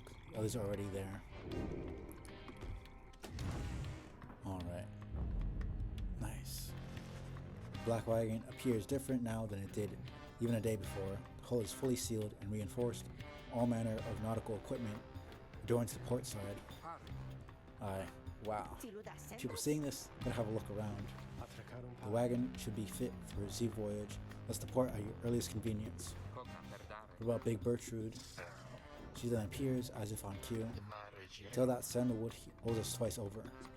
If I may, Big Bertrude, you tell me yourself. If you wish to accompany us in our voyage north, our group would welcome someone of your vast experience. Dare thee make flirtations upon us? No, enough. But should you see that sandalwood, tell him also to come and visit us again. Now be gone from here. Tell no one that we were paid in favors. Oh, that's so hilarious to me. Oh, he got all flustered, and she was, I don't know. I thought it was an innocent invitation. She took it the wrong way for some reason.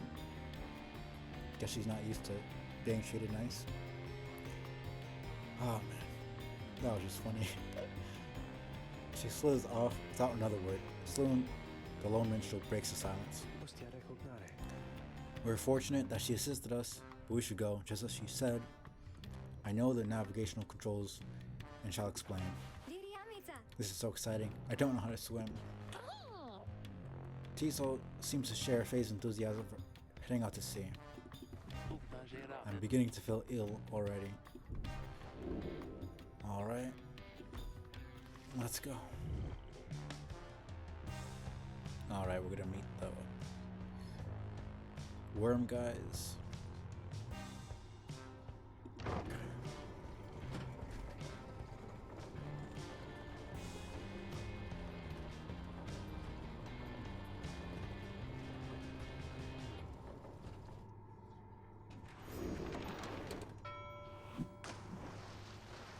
Let's go. First sail. Why not? Don't remember how many fights there are here. I know there's definitely the worm guys, but after that, I think that's basically it. There's like another mini game with other stuff. But you and your companions watch the sea as your wagon rolls over the gentle waves. We've crossed into Worm Gulf. The tempestuous Sea of Solace lies beyond this death-still body of water. Exiled worms from the Sea Dominion naturally congregate around here. I hope that all of you are acclimating well. There's no acclimating to these worm-infested waters. Known for being reckless and single-minded, they were perfectly suited to fill the Commonwealth's front lines. We risk everything to sail here. As long as we follow the cold current Big Bertrude indicated, we shall be safe. The next right is in the middle of the sea. How will our adversaries meet us there? They shall find their way as we find ours. It is all part of the scribe's design. Now, reader, please confirm the next point on our sea journey. We seek the hulk of Ores, a carcass of the doomed exploring vessel Dazrahan? I can't tell if that's a B or an H. Lost in the waters of... There's probably an H. In the waters of Downside. Man.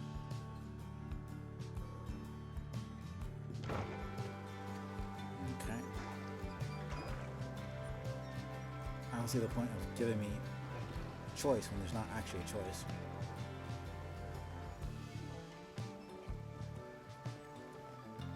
But, I don't know, it just seems weird. Because there's not actually a choice, you just go straight towards the path.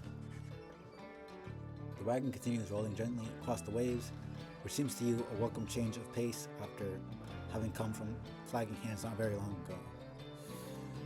Okay. However, Dodario seems more concerned now than before and paces ceaselessly. When she notices Rookie, she stops him for some questioning. Greentail, how's he doing? Who? Hedwin? Well, he's pretty much the same. Been up all night, retching into the waters if I had to guess. His first time out at sea? His first. She turns to you. Reader, please check on Headwind when you have the opportunity. Requires our support and require his swift recovery. She can talk about, I want to make you scared of me, and then asking us to check up on her friend, being all concerned. You're never going to make me afraid of you. You're very bad at that if that's what you're trying to do. You wish them a good afternoon as you go check up on the others in the group. I get her point that we should be less trusting of people, but like, she's not scary, like, just at all. Later you find Headwind looking out of sorts, and her attitude doesn't really help her case in that regard. Oh, hello my friend. It's just, the sea hasn't been good for me, I guess. It's funny, all this trouble, just to get back to the Commonwealth of all places. It's kind of what I'm saying, like, they banished you here. Like, even if they pardon all your crimes, I personally wouldn't want to go back to a place that put me in this horrible fucking hellhole. Hey, tell me something. What do you miss the most about that place? Probably the books. I'm just gonna say what I would think. Yeah, especially since I'm one of the few people who knows how to read in this world. I would assume that I'd be an avid reader. Tell them that you miss your book collection most of all, after having taken many pains and risks to put it together. I figured as much. I bet they burned all your books, didn't they? Those scum. Anyway, I'll be fine, I think. Thank you for checking up on me. You sense he wishes to be alone. There's not much to be done for him for now. That's the interesting thing, because I don't think we have special powers. Like, is it the books? Is the book itself, the Book of Rights, that allows us to sense what the others are feeling? I'm assuming so, because other than that, I wouldn't know how we would be able to do that. Because it's clearly like a mystical thing. I'm sorry for my interruption, reader. Please again confirm the next point of on our voyage.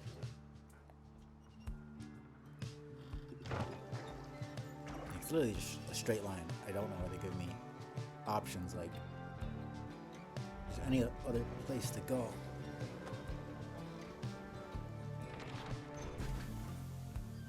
Very vibrant. By the scribes, the sea, I didn't know it was so beautiful. Having escaped the waters of the Worm Gulf, you now can see what must be the Hulk of Horus. I don't think it's ores, like iron ore, like ore in the ground. I don't know, it doesn't seem right to me. Maybe it is, I don't know. Far on the horizon. Not everyone has taken well to the sea voyage, however. Tiso is wondering if Headwind is feeling better. Requires further rest, Tiso. All we can do is to wish him a swift recovery. Reader, sir, from this point, our voyage must diverge from Bertrude's instructions. Please consult with your companions about which course to take. Okay, now we get an actual choice. The North Current, under King Pass, the North Current, towards the Hulk of Horus. I'll just say Ores, I guess. It's whatever. Runs as quick as the Under King Ores himself. They believe that the scribes will bless you here. Valmus Trench, the south current towards the Hulk of Ores, seeing teams with fish and other sea life. Tiso wants to fish for something tasty here. I'm gonna trust Faye here. She seems to have some sort of sense about things. Some sort of sense. Not sure what kind.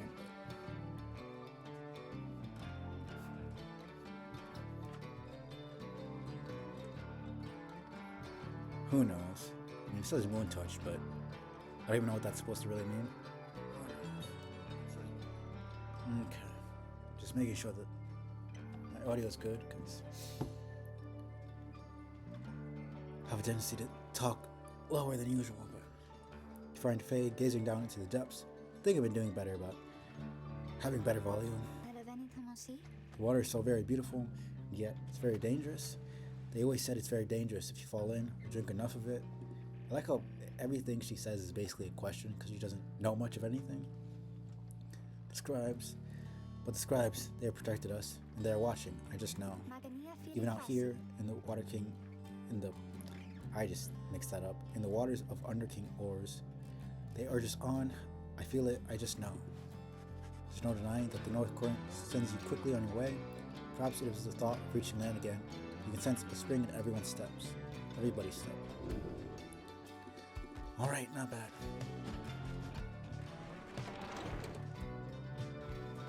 I don't know, I prefer a base level to something rather than an item. Perhaps I'll do a second playthrough on my own. Well, I guess third-ish, technically. At least you arrive. At last, you arrive at the Holka Oars. After journeying across the sea, it seems the next rite is to commence here soon, though there is no sign of your next adversaries yet. Alright. How much money do I even have? Okay, you guys, funny running into you out here, right in the middle of the drink. You know what I mean? Not a lot of customers today, so have a look. Give you a good deal. How did you get here, my guy?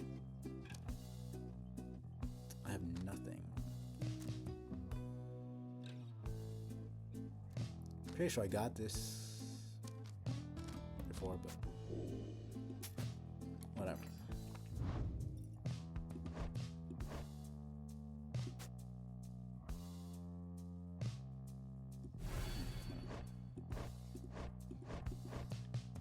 So probably gonna be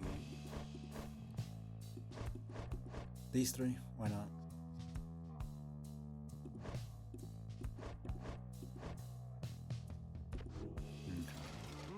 Pleasure is all mine and Dad's, you guys.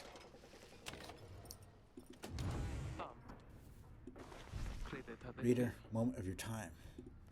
You ask what is on her mind. Hedwin, he's beginning to recover from his illness. However, its sudden onset serves as a reminder, I believe. I have known Hedwin since he was a child. Even now, I hesitate to say that he has grown. Nevertheless, there are such things that even I would never say to him directly. For instance, I struggle with his confidence at times. Whether he leads us to our freedom or our doom, I'm ambivalent. Speak not a word of this to him, of course.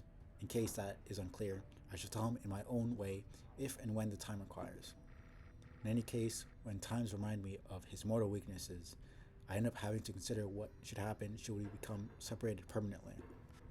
She trails off a while. What I mean to say is, you should know that I am fully pledged now to this quest of ours, whether Hedwin is the one to lead us to its end or not. I have my reasons, one of them is him. I expect the same holds true for you. That's all I wish to say. Take care, reader. I didn't want to separate them, which is why I picked Ruki for first. Last time, I'm not sure if that'll be the case here. I'll have to think about it more. She nods and brushes past you toward the door. Alright. Let's read this. Okay. Down the river. The Emperor Solyomur knew not of this, of course. His expedition yielded not the treasure he desired, but brought him closer to his country than he had ever been before. As he traveled down the river Sklorian, that seems right. I'm not going to question that. In pursuit of greed, he found instead an inkling of shame. He saw the sunken faces of his people, heard their rewards for him. In time, he could not ignore it, and it proved more than he could bear. The river finally claimed him, his belongings, and his retinue. Once the people heard, I understand they cried with joy. Perhaps he ought to have perished, but the mercy shown to him, I think, is what transformed him. Yeah, I mean, when you've been a bad person, and you see people treating you good in spite of that, and you realize the things that you've done, it changes your perspective a lot, speaking from experience. Silver Cudgel Head, a limbless, cold-blooded creature rescued from the sea, is fully grown and has led a rich life.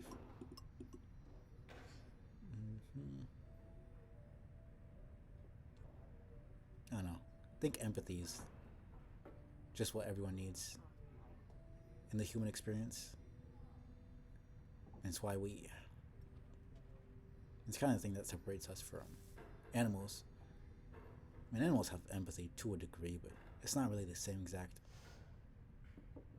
It's not really in the same respect.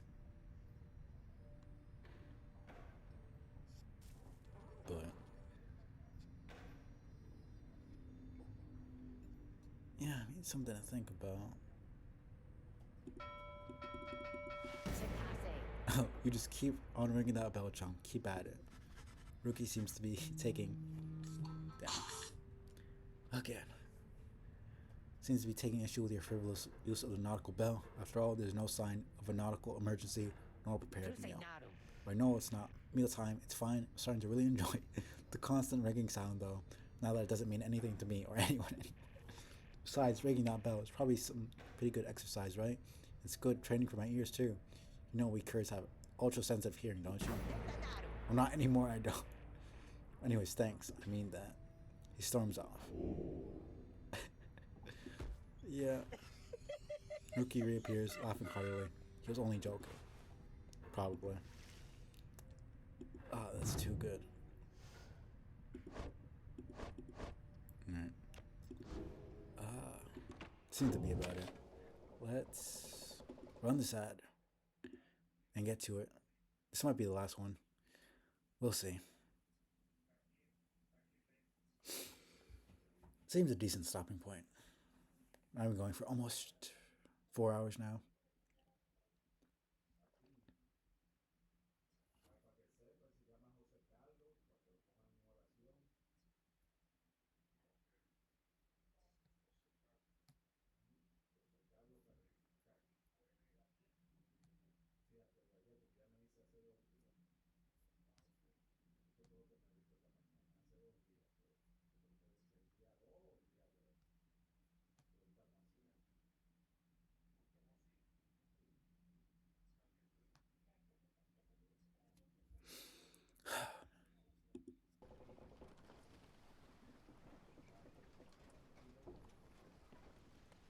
Yeah, no, this is pretty good.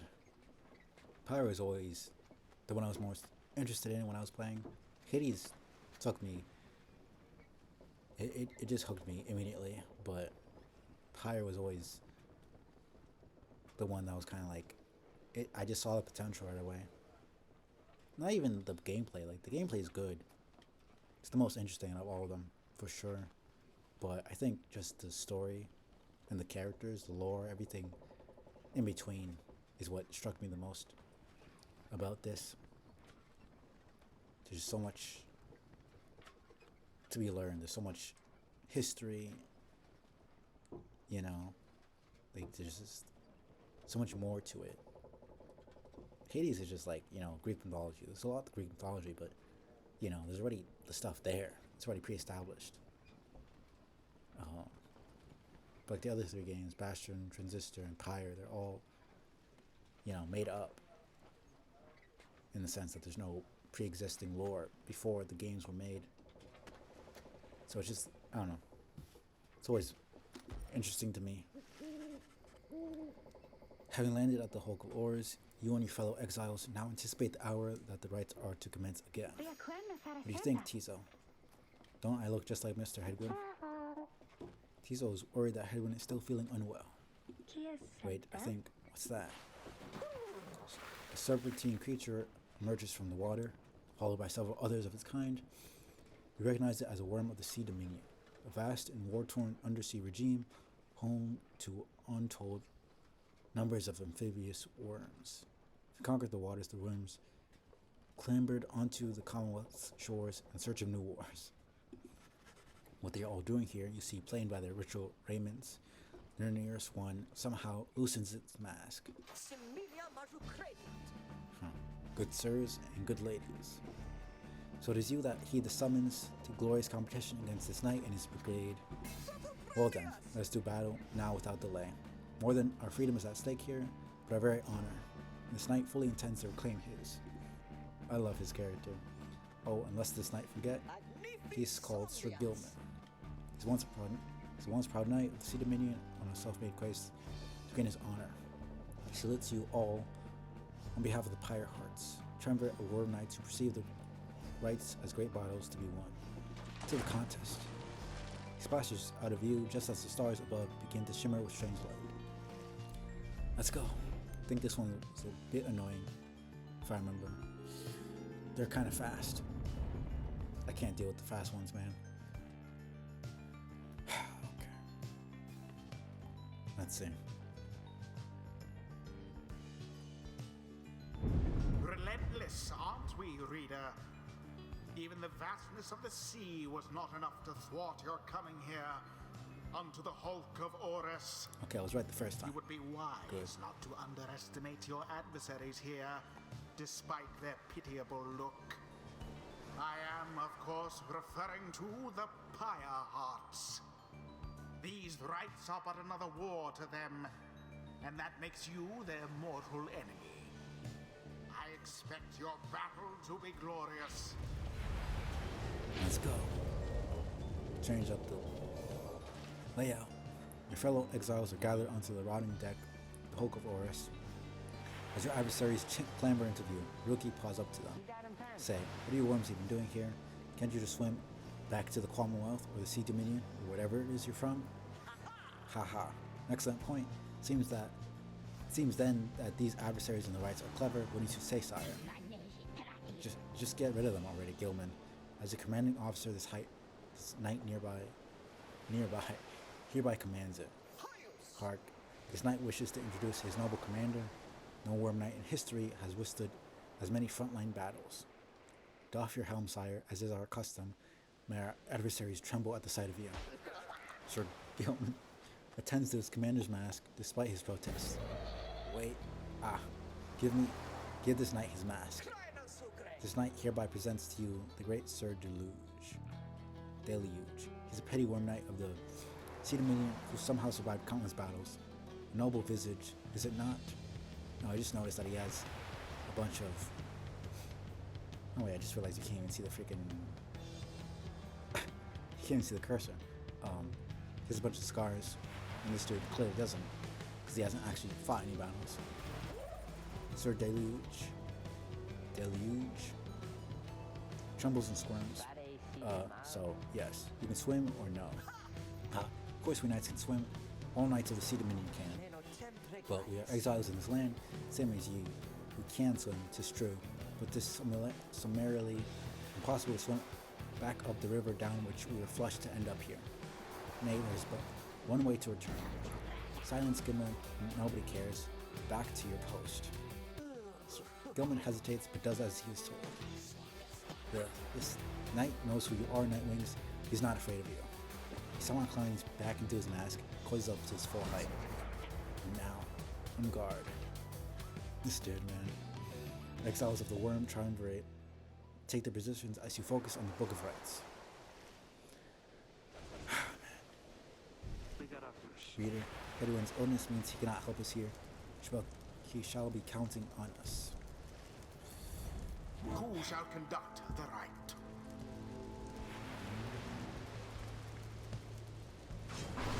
Jeldariel. Rookie.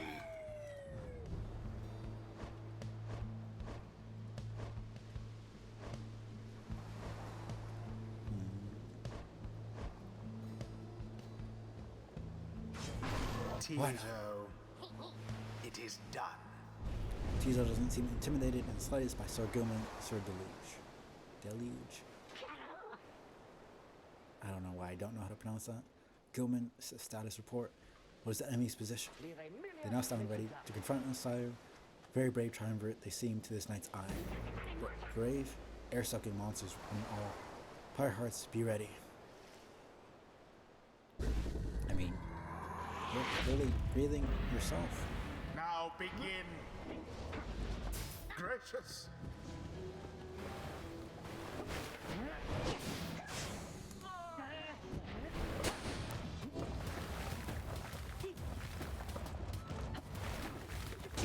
The first dousing.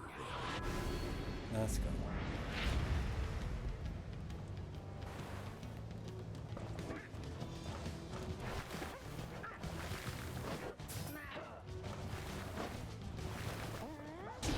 Your flames grow weak. Thought I could get there in time.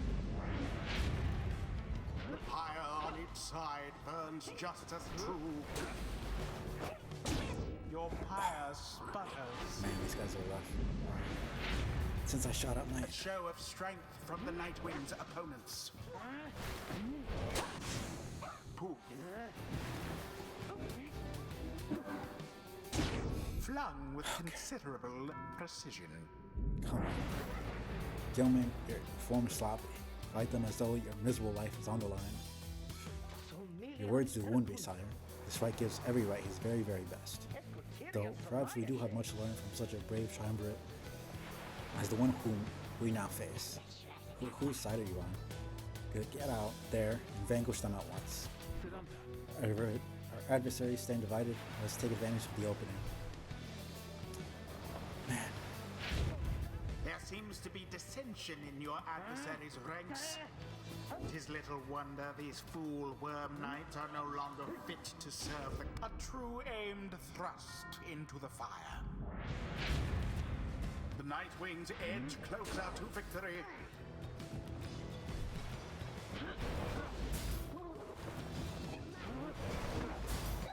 There you go.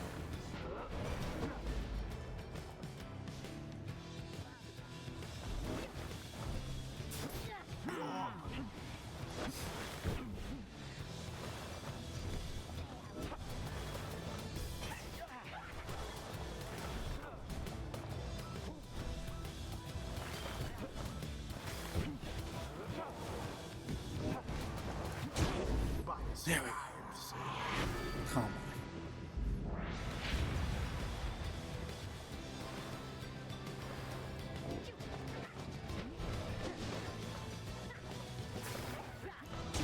Glory Damn. to the scribes. Come on.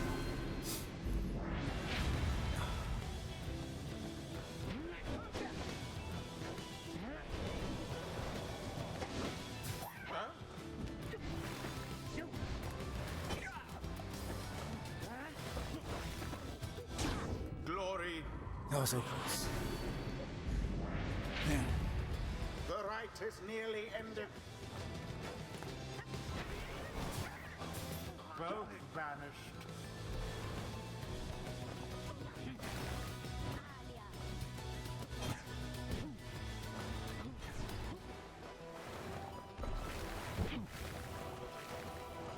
And Really? it is done. They just let me have that. The you-know-who prevail. Not even saying Perhaps a they freaking do name. deserve their freedom after all. Thus end this night's proceedings. Expected more from the Worm Knights of the Sea Dominion. Those worms were quick, alright, but rookie Green's house quicker. Tizo's very pleased to have prevailed against the Worm Knights of the Pyre Hunts. They just kind of let me have that at the end. This knight commends you, noble Nightwings, gloriously fought indeed. This knight shall wistfully remember this defeat until the end of his days. Silence, Gilman. This is all your fault. And now, cavorting with our enemies, how dare you? This knight was but attempting honorary compliments, sire. Is it not in accordance with the rights to praise one's adversary and a worthy outcome? Well, worthy. This knight will show you worthy, you miserable little minnow. You are a failure, Gilman. Get out from this knight's sight. What stirs now in the hearts of all these exiles? Damn. Still nothing.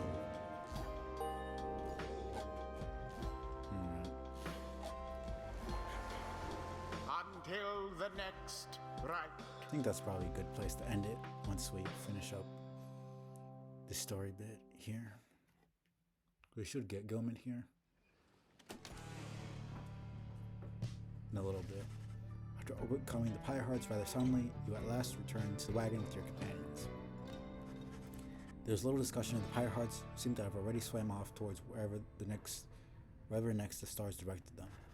Instead, your fellow exiles' attention turned toward your companion, who was absent to the right. How's Hedwin? The lone minstrels make a sound, but no words form as yet. Something is troubling him. I urged him to remain bedridden, and he simply would not listen. I'm very sorry, but wait, what? Everyone stares at the lone minstrel in stunned silence. The lone minstrel breathes a heavy sigh, but then, Hey, what's with the long faces, everyone? Minstrel, I should bring that neck of yours. As I was attempting to explain, Hedwyn is already up and about, despite my having strongly recommended further rest. Those that are unaccustomed to sea voyage and take ill, they are very likely to experience further symptoms. They do not remain bedridden, at least sedentary. Hedwyn is running considerable risk having to spend another night in great discomfort. What are you, a doctor? Nay, although I traveled once with one extensively. Look, I appreciate your caution and concern, Tariq, but I'm pretty well accustomed to discomfort here, and I had to see how things turn out tonight. I haven't had to stay out of a rite like that before. So you are back among the living then, Hedwyn. I was just seasick. Nevertheless, your full recovery requires a rest. You're so dramatic, man. I think we could all use some rest after tonight. Anyway, thank you, everyone. If you're concerned, and I'm sorry that I worried you or caused you further burden. He turns to you.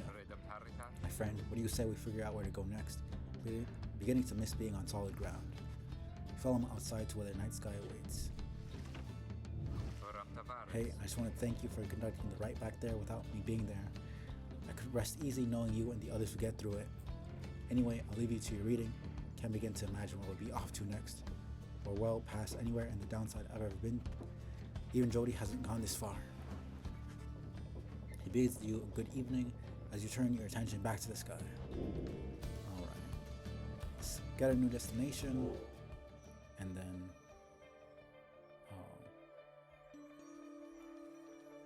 end stream. Trieste. The Silver Star. Silver Star burns bright over the fissured lands of Black Basin. That's interesting. Looking Titan. Still further north then. Not simply north. This shall prove difficult. What's the problem? Our destination is beyond the deathless Tempest. A tempest raging in the Sea of Solace seemingly for all eternity. A storm that arose after the death of the Sea Titan, unfathomed plurns, never has entirely subsided. A vessel such as ours has little hope of traversing it intact. Can't we go around it? Given our confrontation with the pyre hearts, our chances back in warm held waters would be even worse. Come on, people. Be just another day on the downside. Go get yourself some sleep while we still can. Bet you feel better in the morning. Bet you'll feel better in the morning. Your optimism is infectious, isn't it? Right. You all concur that rest is in order, for the sea journey has been taxing to everyone. Come daybreak, you shall have to find a way to sail past the deathless tempest. Yeah, let me. There's nothing to read here, right? It's after each rite. Can sense you out there somewhere. What is it you want? Let's talk to her a little bit. There's an undulation I've sensed, reader, which means, I think, that your black wagon sails the sea. Am I not right? Of course I am. She laughs at this, or at herself perhaps. I scarce remember the sea. It's been a little while since I bathed in it, you understand.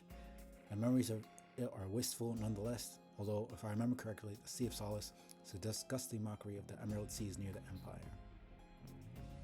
The Empire of Sar dominated the known world from millennia to the doomed reign of Solium Mur.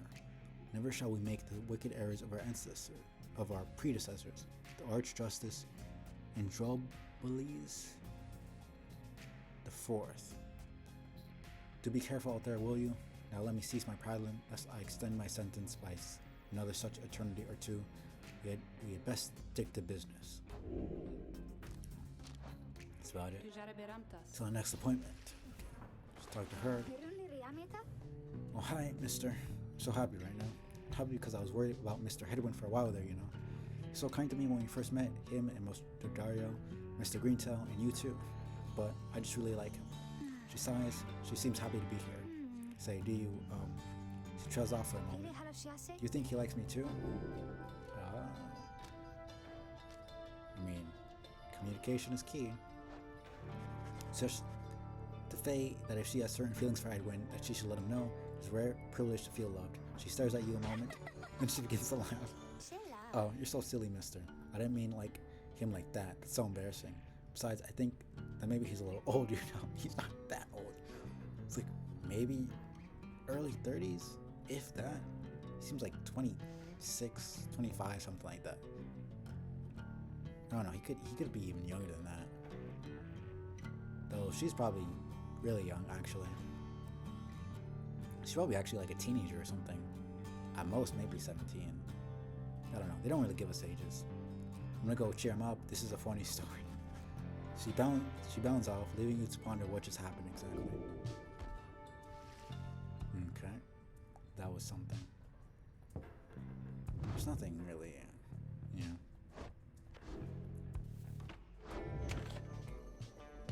Okay, it's saved. That's yep, just saved.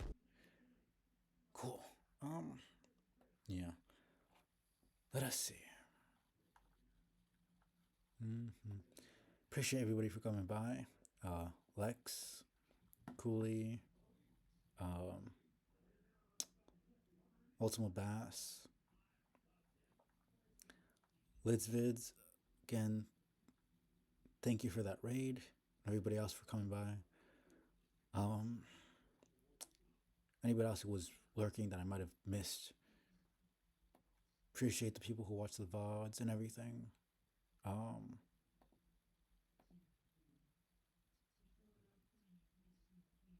hmm. Let me see.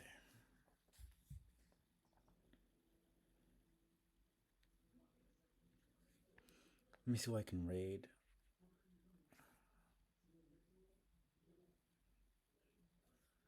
But yeah, I'll see about um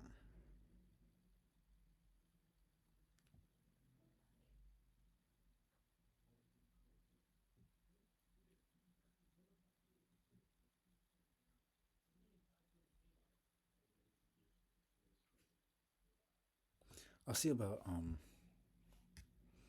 streaming tomorrow, but I'm not sure. Either way, stream will be a lot earlier than usual. Um, if I stream, it'll be at 1 p.m. most likely. We'll see though. Um,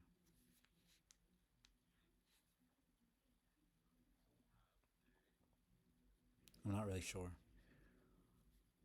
Uh, but yeah, let's see.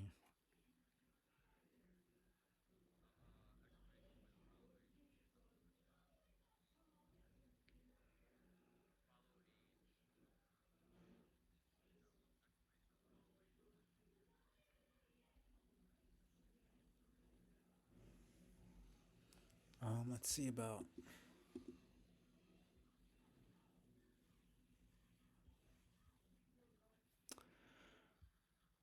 rating someone random, playing Pyre. Why not?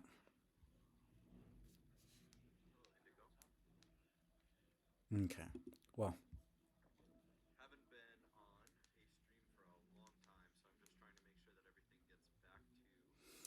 well, appreciate everybody for stopping by. Hope everyone has a great week. Um, I will see you guys very soon. Yeah. Peace out.